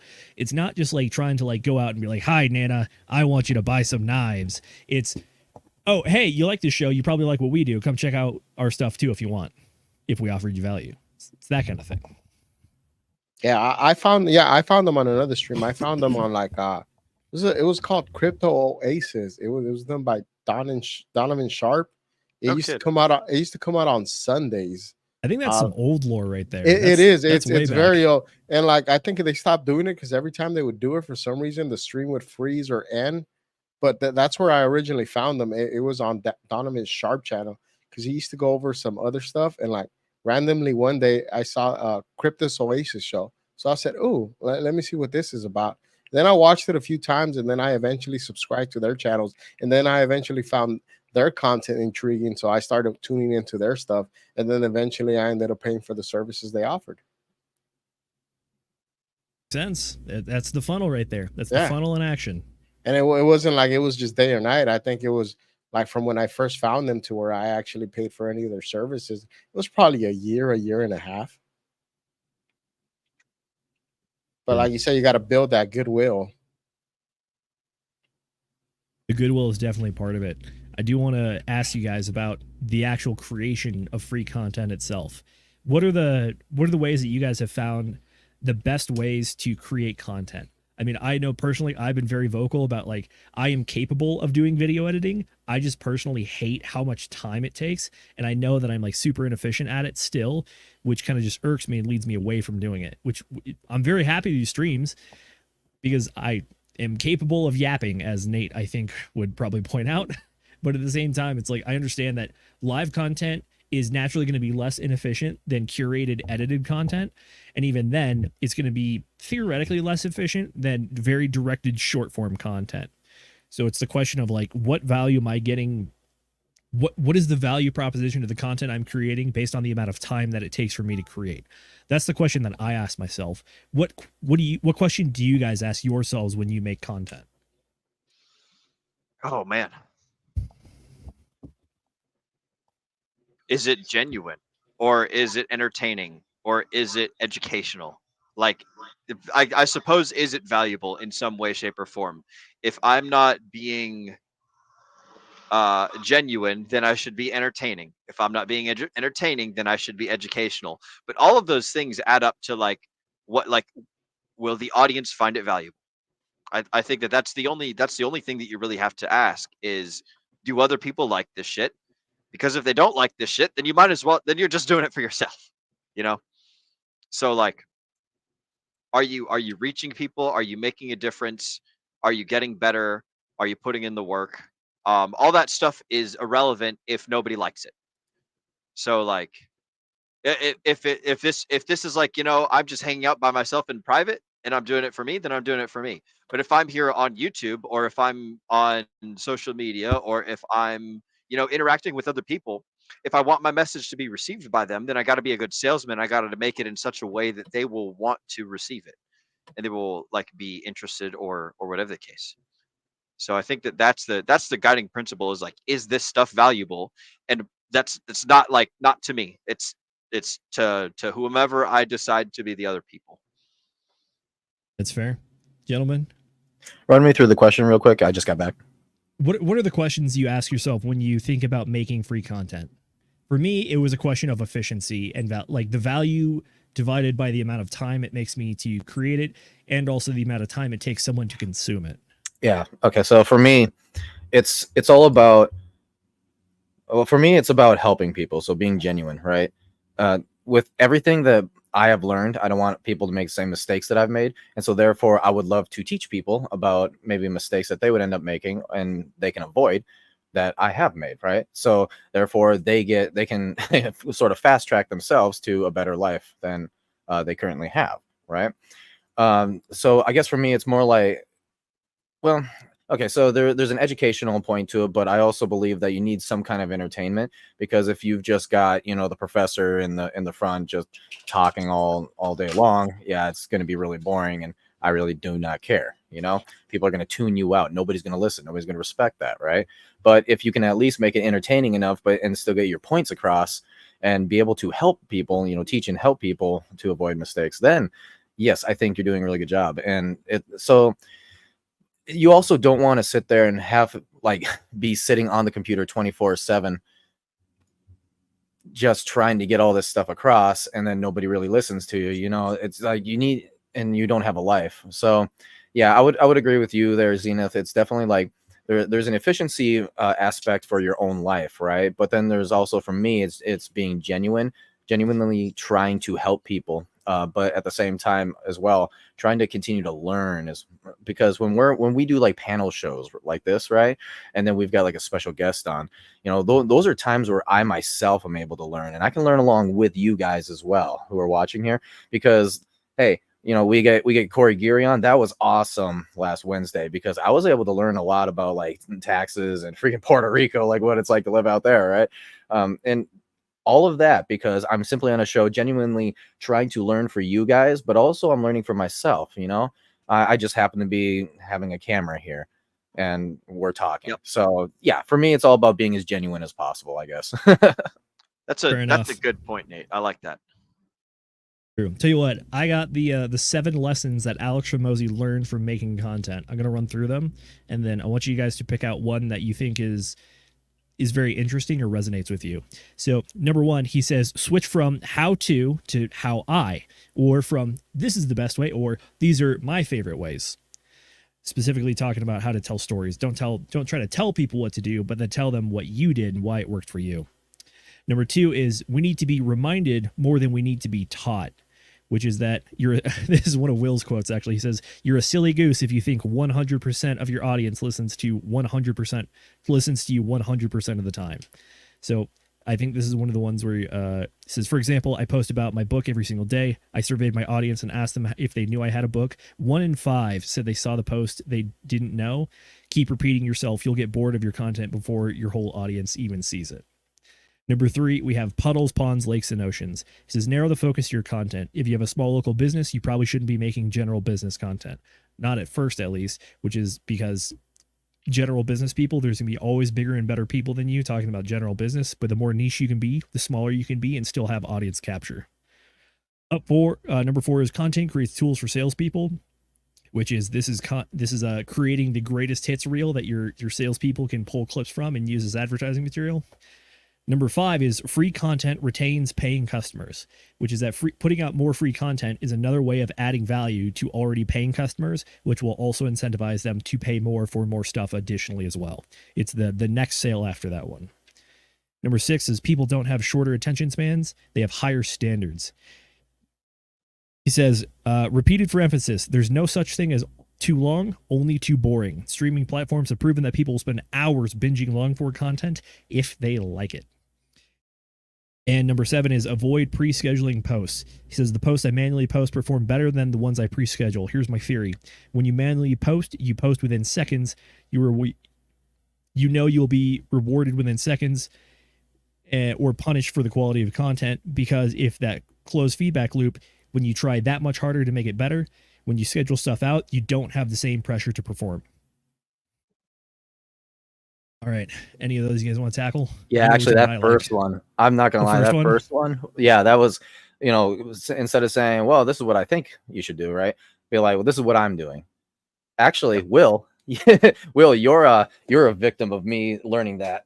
So back in the day when back in the day How when is I was he a victim of you learning something? I want to hear this. Let him tell his story. Yeah. Let him cook. Yeah, let me cook. So yeah, back in the day, right? I was learning about Hedron and all that, and I started thinking to myself, oh, free money, cool. I can build these like money printers, and that's when I started doing money printer stuff. You know, that along with a lot of stuff at the time on Phantom. And so in the Telegram groups, I had always been like putting out like, I think you should go like this. I think you should go like this. And then people were like, started literally asking, what is it that you do? Like, how are you making it? Right. And so right around that time when I made my whole Hedron money printer that you like so much, Will, that was one of the first times I was ever being like, this is what I'm doing. This is what I suggest you should do. Because I started learning that people, number one, if I just say this is what should be done, people are like, yeah, cool. But what is it that you're doing about it? I'm like, why are they asking it like that? So that was part of that learning process. And it's gotten to the point now where it's just kind of become natural. It's like, hey guys, this is what I'm buying, and this is the reason why, you know, but yeah. Sorry, Will, I ruined you. I must admit, Nate, I did not follow what you did. I was simply curious. So the truth finally comes out. I didn't actually do the thing that you did as well. I was just you were lazy. I was studying. I was taking in information from multiple sources, and I built a different system in the icosahedron space. I focused more on the HSI sales and things of that nature. I wasn't interested in money printing. I liked buying the auctions. So that was where I focused. But all that neither here nor there. It was a fun time to go through all of that, I must say. I dig it. All right, Farmer. Did any of those resonate with you? The 7 lessons? I said, no, I don't really have much to say about that because I don't really create any content personally, right? And I've never have. I don't even have a channel or any social media to speak of other than Telegram. So I don't even know what the hell happened. I started an Instagram, but I don't even know what the hell happened to it. That's fair. I'll ask you about this one then. What do you think about his idea that there's no such thing as too long, just too boring? Do you think that's applicable, or is there actually too long?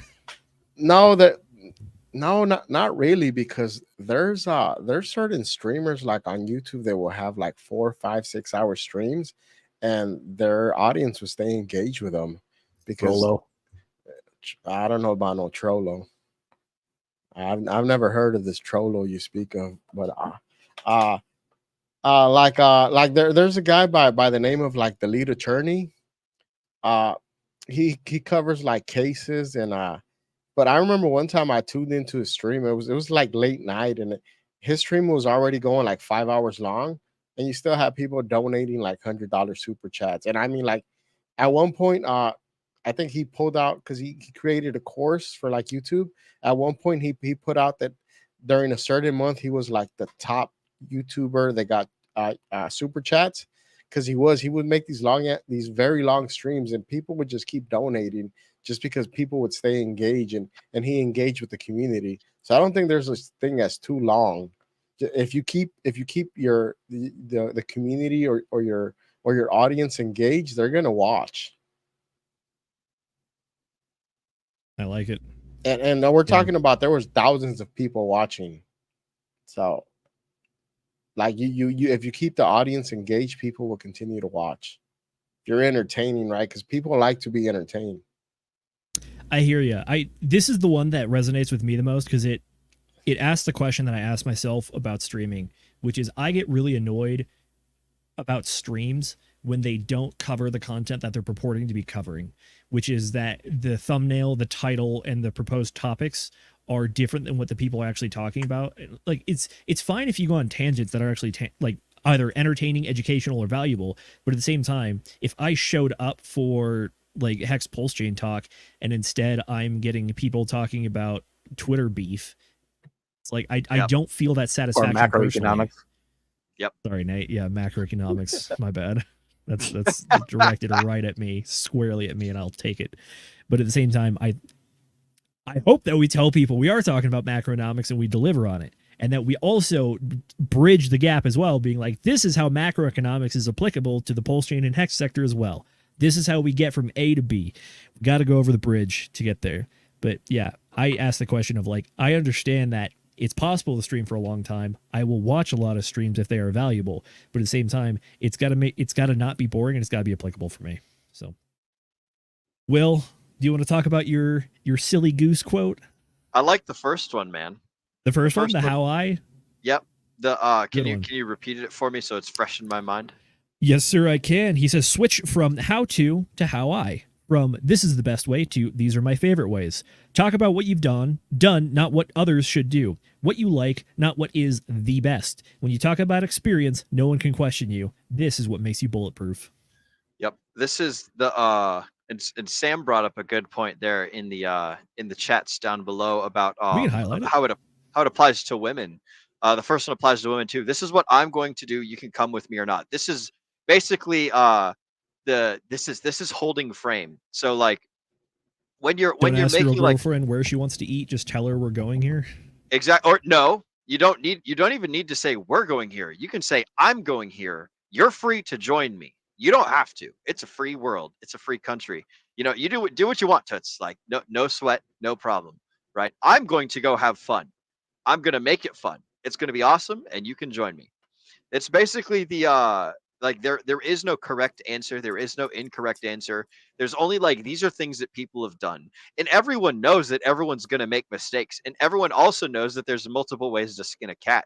So if you go around saying like, hey guys, this is the only way that you can file your taxes, then they're a fucking dumbass and they're lying to you because they think that their way is the best way. So it's like a little bit of the hubris is blowing through.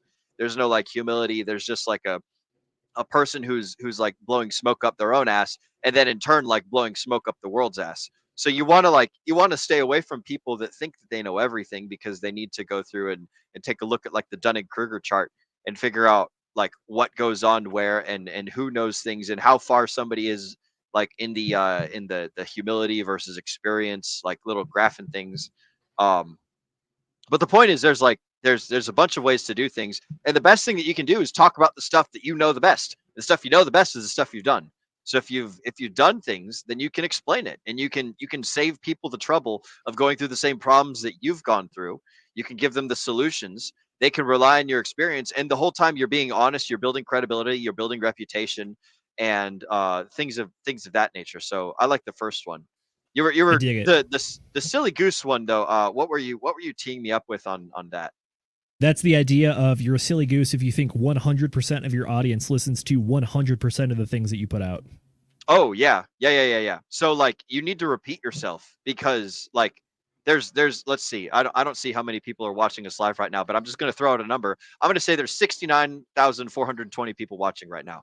Right? Absolutely. Now of those 69,420, there's some that are like watching like glued to the screen taking notes. There's some that are at the grocery store and they got their earpods in and they're talking to the cashier and they're going to miss some things. There's some that are like they're just throwing this on as background music while they work out. There's some that are like they're just fucking throwing it up at like they're at work and they're focused on something else, but this is just like background noise. The people that and also we've got fucking little rabbit attention spans here, right? So if you don't repeat something over and over and over again, people are going to go and they're going to find the next new shiny thing. This is part of like the TikTok, the Vines, the YouTube Shorts, the Instagram Reels, the Facebook Reels, all that stuff, like the short, snappy attention span stuff. TikTok we brain. focus. yeah, we focus on the thing that's interesting right now. And if we don't hear the same thing over and over again, then it doesn't get sticky, and it gets smushed out of the way by all the other things that are interesting. So if you have a good idea, or if you have something that you really want to lay down and have people understand and take to heart, then you got to repeat it a whole bunch of times. And also, there's going to be people that are out sick. There's people that are attending grandma's funeral right now. There's people that are like they're working and they can't listen to us, and they're going to miss the replay, and they're going to go do other things, and that's perfectly fine. But if you don't repeat the same things over and over and over again, then people aren't going to know about it.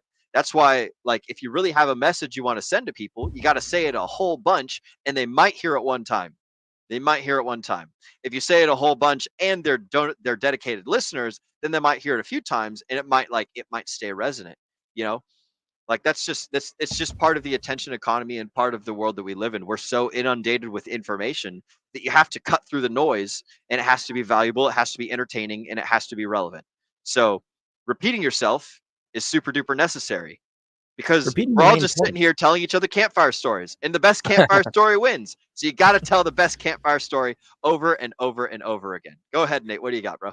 Yeah, I just want to kind of reiterate that. So what you do is you focus on certain points of like with everything that all the information that you're trying to put out there, like Rolo, right? He repeats himself constantly with the same points, and he's been doing it since 2018, right? Okay, Sami is another one who's really good at that. He gets like this certain like narrative that he tries to talk about, and he literally keeps repeating the same thing, even though he's talking about different stuff. He just keeps throwing those points in there, right? Just look at us, right? Like squeaky chairs. It's like right, bug we eaters. remember these things. Exactly. And that's the reason why, we've got the perfect storm. We keep talking about the perfect storm. I keep talking about Pulse Chain as a city, right? This is the Pulse Chain city, and I'm always repeating that every single time I'm on anything. It's because there's a point that we want people to get burned in their brain. All the in-between data that we're throwing out there of explaining why it's like this and why it's like that is just extra information that may or may not be retained. Does it really matter if it's retained? No, because you get the idea that Pulse Chain is like a city, right? So you want to live in that city. There you go. Bam. Easy as that. You don't need all the little extra stuff added to it. But you can if you want to. And if you do, good on you for learning a little bit more and having more of an understanding. For true. I like it. By the way, Will, I did want to double tap you talked about number one, which was switch from how to how I. Pretty much talk about your experiences and to steady use the dreaded should word, especially for you should. One of the reasons why I enjoyed the stream on Wednesday with Corey and Chris, the tax guy, so much was because listening to Chris talk about his tax strategy through the trust thing, it was not like him like giving theoreticals and like you could do this possibly. Because I've noticed that, especially on like YouTube and just shorts and whatnot, and Reels too, there's kind of like a metagame and a metagame evolving right now around tax-related content. Yes, I am a person that consumes tax content, just to put that out there. There's people that talk about like, oh yeah, there's this tax strategy you can use. And then there's people that do react content and be like, hi, I'm actually also a CPA/tax attorney. And this person You've seen her videos, huh? Yeah, it's like this person's half true about this going on. And I'm like, wow, we are really evolving the metagame here about people talking about, well, it's actually this. Well, it's actually this. It's the literal rules lawyering. As opposed to Chris, who came on Wednesday, he said, yeah, this is a tax strategy we used and we continue to use. We've been audited 30 times and we have been 100% correct in all of our audits. It's not him looking at the tax law and being, well, you might be able to write this off here. He's like, no, I've done this. We've been proven correct 30 times, and I'm sure there's going to be more. And I'm like, that's the man I want to roll with. I like that guy right there. Yeah, the other thing that I've noticed too, like, so when you are not necessarily theoreticals, right? But when you got enough experience, you're like, I'm pretty sure this is going to work, but maybe like 10% out of the 90%, I think it's going to work. 10% time, maybe it won't, right? So when you hit those situations, like what I've noticed really works well, or what I think, correct me if you disagree with me, but I would say what I believe the best way is, and then go ahead and say it out. It's those types of words. I think the best way is going to be this. In my opinion, this is going to be the best way. I believe, and I'm going to stand firm on this. This is the best way. That wording right there, I've noticed, has really been, it gets people believing in your own convictions, because ultimately when you're on this stage right now, you know, and you're saying, hey, this is what I think, and I have experience to back it up. That gets people saying, as you said, Zenith, yes, I'm gonna try that. I'm gonna back him. Yes, I believe. Yeah, I'm rolling with that guy. Alrighty, I want to give the final word over to Mrs. Producer. Is there any of the 7 lessons that particularly piqued your interest? You are well versed in our content creation apparatus over here at the DRT, so curious to get your thoughts. Could you just give me a quick list of them again, quick? Yes, ma'am. It is the shift from how to how I. We need to be reminded more than we need to be taught. Puddles, lakes, oceans, and ponds. That's about niche for your audience. Content creates tools for salespeople, aka good long form is good short form. Free content retains paying customers. People don't have short attention spans, they have high standards, and avoid pre-scheduling posts. All of them appealed to me in some way, actually. When he was going through them, just a lot of them stuck out to me like, oh yeah, that makes sense, and oh yeah, that's a good idea. And I think like the core point of this, all of them like kind of put together, is something that we always talk about, and it's just to be real people. To not put yourself out there in a manner that comes across as robotic or just like you don't care, you know. For me, this not scheduling posts, I thought that one was very interesting because I did schedule posts for us at one point on Twitter, and they actually did fairly well, but then I stopped, and I don't really, you know, I never really made the connection in my brain as to like why. It was just like, I don't want to do that really because it rubbed me the wrong way, but him saying that now kind of makes that make a lot more sense to me. You know, kind of helped me form that connection. The attention span thing I think was a big one too. It is factual that people have much shorter attention spans nowadays due to things like Vine and TikTok being extremely short by their nature, typically anyway. But that he's completely right that if it's engaging, people will engage with it. That's the point of engaging content. So I suppose those 2 were probably the biggest ones, but all of them kind of like hit some kind of point with me. And when he was going through them, it was just like, yeah, that's really good thought process right there. I like it. All right, excellent. With that, we are going to go ahead and go to our final round of chat shoutouts for the evening. So, Will, for the final time tonight, please give the people what they want. The people want chat shoutouts. So the people will get chat shoutouts. Let's shout out the chat, Z. Let's do it. And Mrs. Producer. All righty. Up first, we got Conspiracy Crypto, aka Ramon Carrillo. He says, nice stream, guys. Much appreciated, good sir. We hope you got some value out of it. And we hope that our free content is intriguing enough as a lead. Up next, we got Dr. H, the Crypto Practor. He says, Jesus Christ. Are you guys still going? Good work. Yes, sir. We are no strangers to long streams over here. I mean, we shoot for 2 hours on average and end up usually going 2 hours and 15 minutes after the final wrap and everything because we just keep talking. Or as Gen Z and Gen Alpha says, we are masters in yapping. So, oh boy, I know. Wait, where'd you get that one? Masters of yapping. Yapping is the new slang, and I'm really showing that all of us over here are over the age of 30. I'm old over here. I genuinely enjoy Monkey's uncle. I genuinely enjoy watching Gen Z get the feeling of, oh god, I'm old in real time when they talk to Gen Alpha people because they give them their Gen Z slang and then Gen Alpha just like slams them with the one up. And Yo, I had that happen today. I literally watched a video where the dude was literal video, where the dude's literally like, oh, I don't even know what they're talking about anymore. It's like, what? When did this happen? And why do I suddenly have a job now? And it's like hard and blah blah. I'm like, how old am I? I think this is part of a great circle of life. It is. It really is. It's when people realize, wow, sitting on the porch doesn't sound too bad anymore. Ah, yes. It does sound. It sounds nice. Damn good. All nice cold beer. Oh, you're talking my language, my man. I mean, I'm ready for another silver bullet. All right, final chat of the evening, unless Mrs. Producer hits me with another one. We have from Sam Stevenson. He says, you get to improve your product with their feedback to the point where they feel obligated to pay beyond just their time. Well said, sir. I think that is one of the beauties of putting out free content, especially if you are a person like Sami who can put it out so good for so long that eventually people are like, please take my ETH. I want you to have this. So yes. Maybe one day we'll get there. Hopefully it's sooner than later, but you never know. Regardless, we are going to keep putting out all the good stuff that we can continue to keep putting out. And speaking of which, where can people find that great content? Farmer J, where can people find you at? And Right down how'd you like here. That's where you can Ooh. find. I got my Excellent. special error. You can find us at the Degen Roundtable if you have any questions related to crypto or any other bullshit. Perfect. We also got to hit you with a question. How do you like the book? Where does this fall in your library? Probably a book I would have not chosen to read personally, but I found, like with most books, I probably wouldn't have read most of them, right? But I always try to find the value in all the books that we cover. So it's very like most books, right? They all have very useful information, and a lot of times I think Nate brought this up, right, where a lot of the same stuff is repeated over and over by different people, right?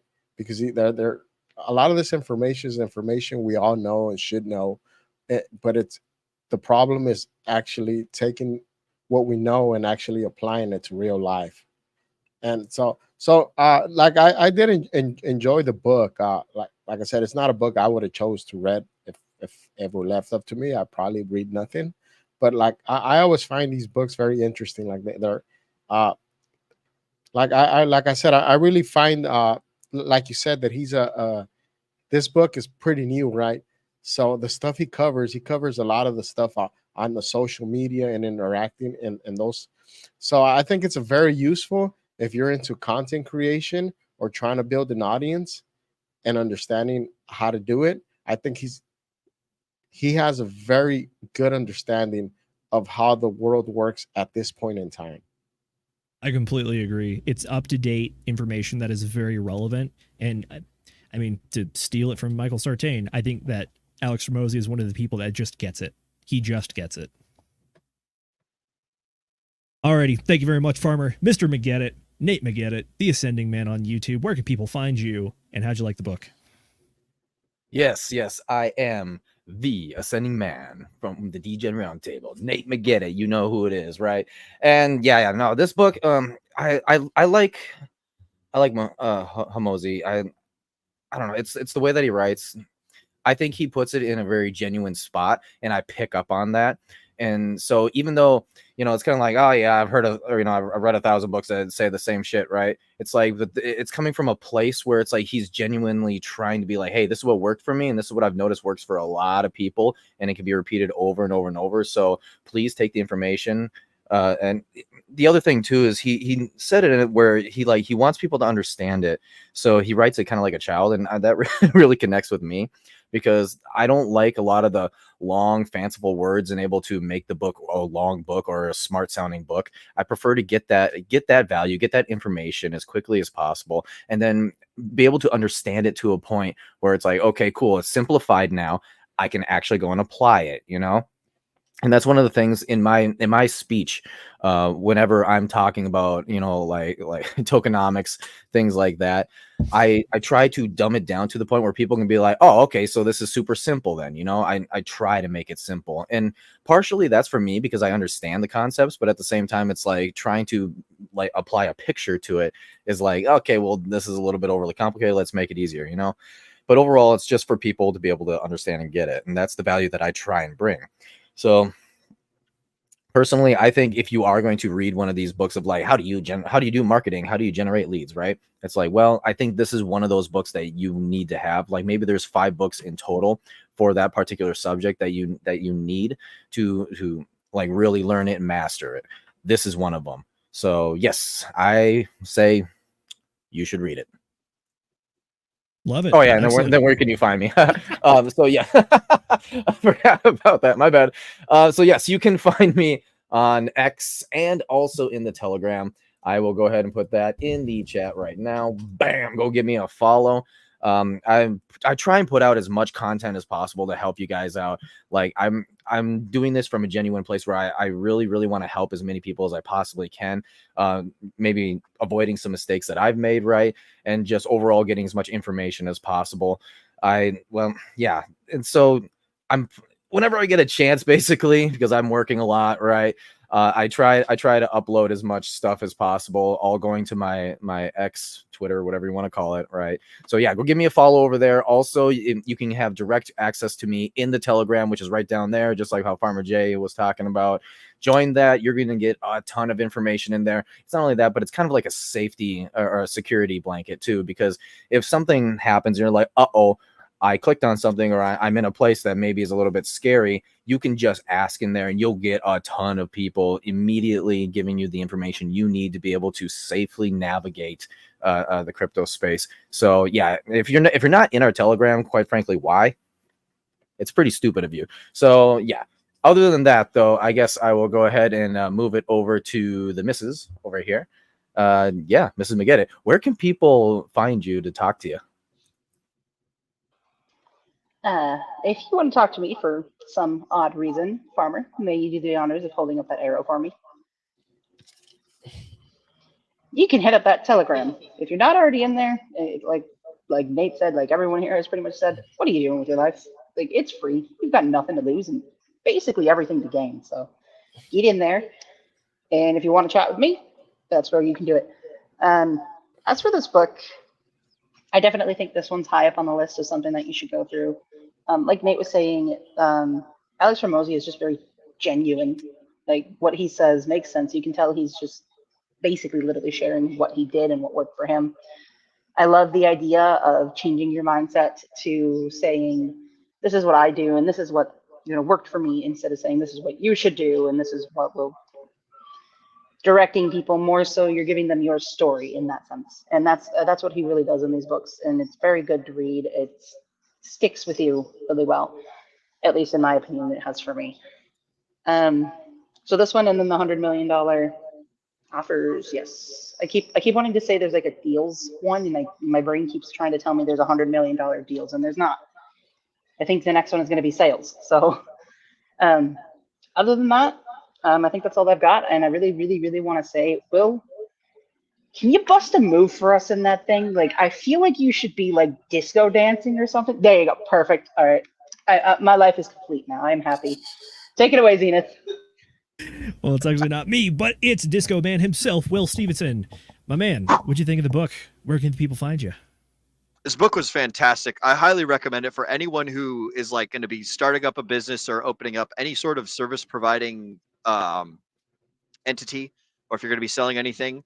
Like, realistically, I want everybody in my life to be providing some sort of service or selling some sort of thing or doing like solving some sort of a problem that humanity has. Like, what do? I climb TV towers, I teach people how to shoot, and I do podcasting, right? But like, I'm eventually going to get to the point where I'm making a whole lot of money solving problems one way or another, and I got to figure out, like, what do I actually want to do with my time? So, like, I think that everyone in the cryptosphere, everyone in the Degen Roundtable, everyone, all of you guys, you folks at home, I want to know what kind of problems all you guys can do and what kind of problems all you guys can solve.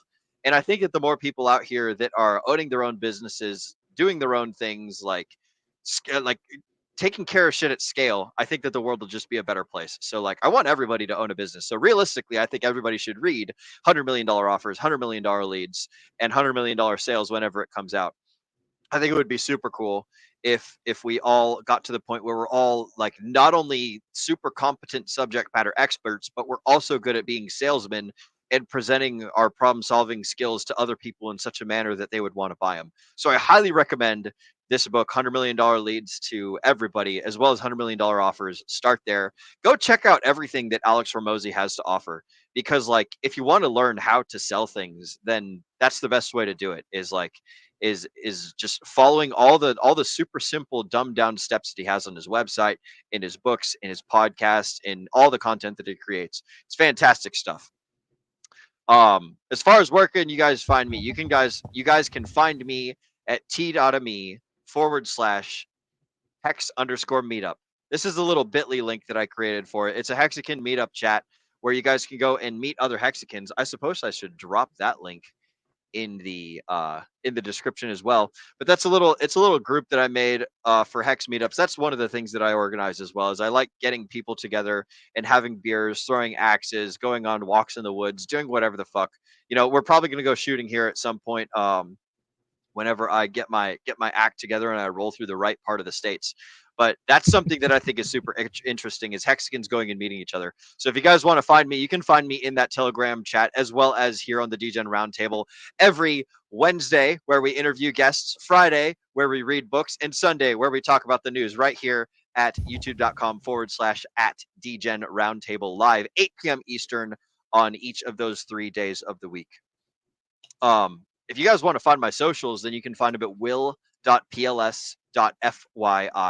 That's my link tree and my pulse domain. And that's all I got. Zenith, or actually, real quick, before I give it to Zenith, I must say the book that we're going to be covering for next book club, which is, I have my schedule right over here, September 6th. Book club number 36, we're going to be covering Building a Second Brain by Tiago Forte. Again, that is Building a Second Brain by Tiago Forte. It's a book that talks about how you can use your phone, notepads, Excel spreadsheets, Word documents, all sorts of other things to remember shit for you so that you don't have to use your precious gray squishy bits to remember things yourself. Use better tools to do better processes. It's kind of like when your teacher in math class said, you're not going to walk around your entire life carrying around a calculator with you, so you need to know how to do math in your head. Wrong. You need to know how to use the best tools that are available. Don't be using your brain. That's an old one, Will. That's an old one. Don't be using your brain to take care of problems that a better tool can solve. So Tiago Forte's Building a Second Brain is the book that we're going to be covering next week when I host book club. I think that's all the announcements that I have. Zenith, take us out of here, bro. Or actually, where do the folks find you? Oh, okay. We after I did my final chat shout out, a bunch of people snuck in here, including Taylor, who has an excellent final chat that I want to close on. But first and foremost, we got Taylor with the Shaka.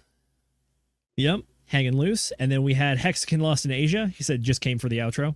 That's fucking hilarious, bro. And then we had the Campbell Trader, who's impressed that all of us can read. Audiobooks. I love you too, Abdul. Yeah, joke's on you, Abdul. We listen to these things. We don't read. What are you talking about? I actually did the Hormozi method for this one. I listened to the audiobook and flipped through this thing in real time. It was good. I liked it. Well, so you mean you didn't listen to the audiobook at 2x speed for once? Oh, no, I did listen to it. I listened to the audiobook at 2.2x times speed and flipped through the book. It went pretty quick. The physical sounds books like are quite... pure chaos to me. His actual books are pretty cool. They got all sorts of neat diagrams and stuff in them. Sam was showing me his physical copy and like all the notes he's written in it. They're pretty good. They're pretty good. And they got QR codes. For those of you that like are as super into QR codes as I am, fucking love it. A man of the times. A man of the times. For sure. I will say, I think Alex Hormozi absolutely practices what he preaches when he talks about trying to give as much value as you possibly can up front so that people want to continue to buy. He does that in these books. He has tons of these little just like excerpts and whatnot. He's like, by the way, if you want more or actual videos on this, like scan the QR code, go to the website. It's there for you for free. And like literally in the end, he has an entire page that's dedicated just to what you can do and like all the free goodies. He literally has a thing. He's like, if you're struggling to figure out who to sell to, he has an avatar builder on his website. If you're struggling to figure out what to sell, go check out $100 million offers. If you're struggling with getting people to buy, wait for the next book, $100 million sales. He has a section in here. If you want a job at acquisition.com or in one of our portfolio companies, we love hiring from within. Here is a list of all of our active open job opportunities that you can apply for right now. And he gives you the link to it. Like literally just offering people jobs in a book that he sells for $1. And then finally, he also has the pitch for his main company, which is acquisition.com. He's like, if your company's over $1 million in EBITDA or AKA profit, we would love to help you scale and invest. Because that's his pitch, which is like he puts out all this information for free to try to get people to build a business that does $1 million in profit so that you are large enough where you are worth his time to work with him so that he can work with you and scale your company from like $1 or $2 million to like $10 to $20 million. That's his game plan. He's in this to try to help people get from $1 to $10 million. And he does this to help people get from $0 to $1 million. That's a really good funnel. Well done. Hell of a funnel. Like the man gets it. Anyways, because of that, I think that I very, very highly rate these books. To use Will's scale, these are definitely 0 to 1,000 hours books, as in, like, these are probably going to be some of the first books you read if you're trying to do business stuff. Even if you just want life advice, go read $100 million leads or offers, excuse me. This one, with the idea of the bigger, better deal that you're constantly selling, is super applicable to life as just like a general persuasion tactic and understanding value propositions. It's massively important. This one, I think, is a little more niche and focuses. It's very good for people in the content creation space like we are, and probably like people in our audience, because we thought like the first half of the book was the most applicable, which is why we talked about it for 2 hours. We didn't even get to the last part where he talks about building lead machines that build more leads, or doing like partnership programs and affiliates and stuff, just because like we're not there yet. I don't think our audience is there yet, but there's so much other good stuff in the book that we can cover it for 2 hours. Anyways, hopefully that's enough of a raving review. I know we disagreed with Alex on some stuff, but at the same time, he's the one that's worth $100 million, not us. So maybe defer to him. But other than that, yeah, folks, on the way out, don't forget to like the smash button, do all the YouTube pleasantries, like, comment, subscribe, especially commenting if you're on Replay Gang. We love seeing the comments and replying back to you guys and whatnot. But other than that, yeah, catch me, Zenith, at ZenithDI on Instagram and Twitter.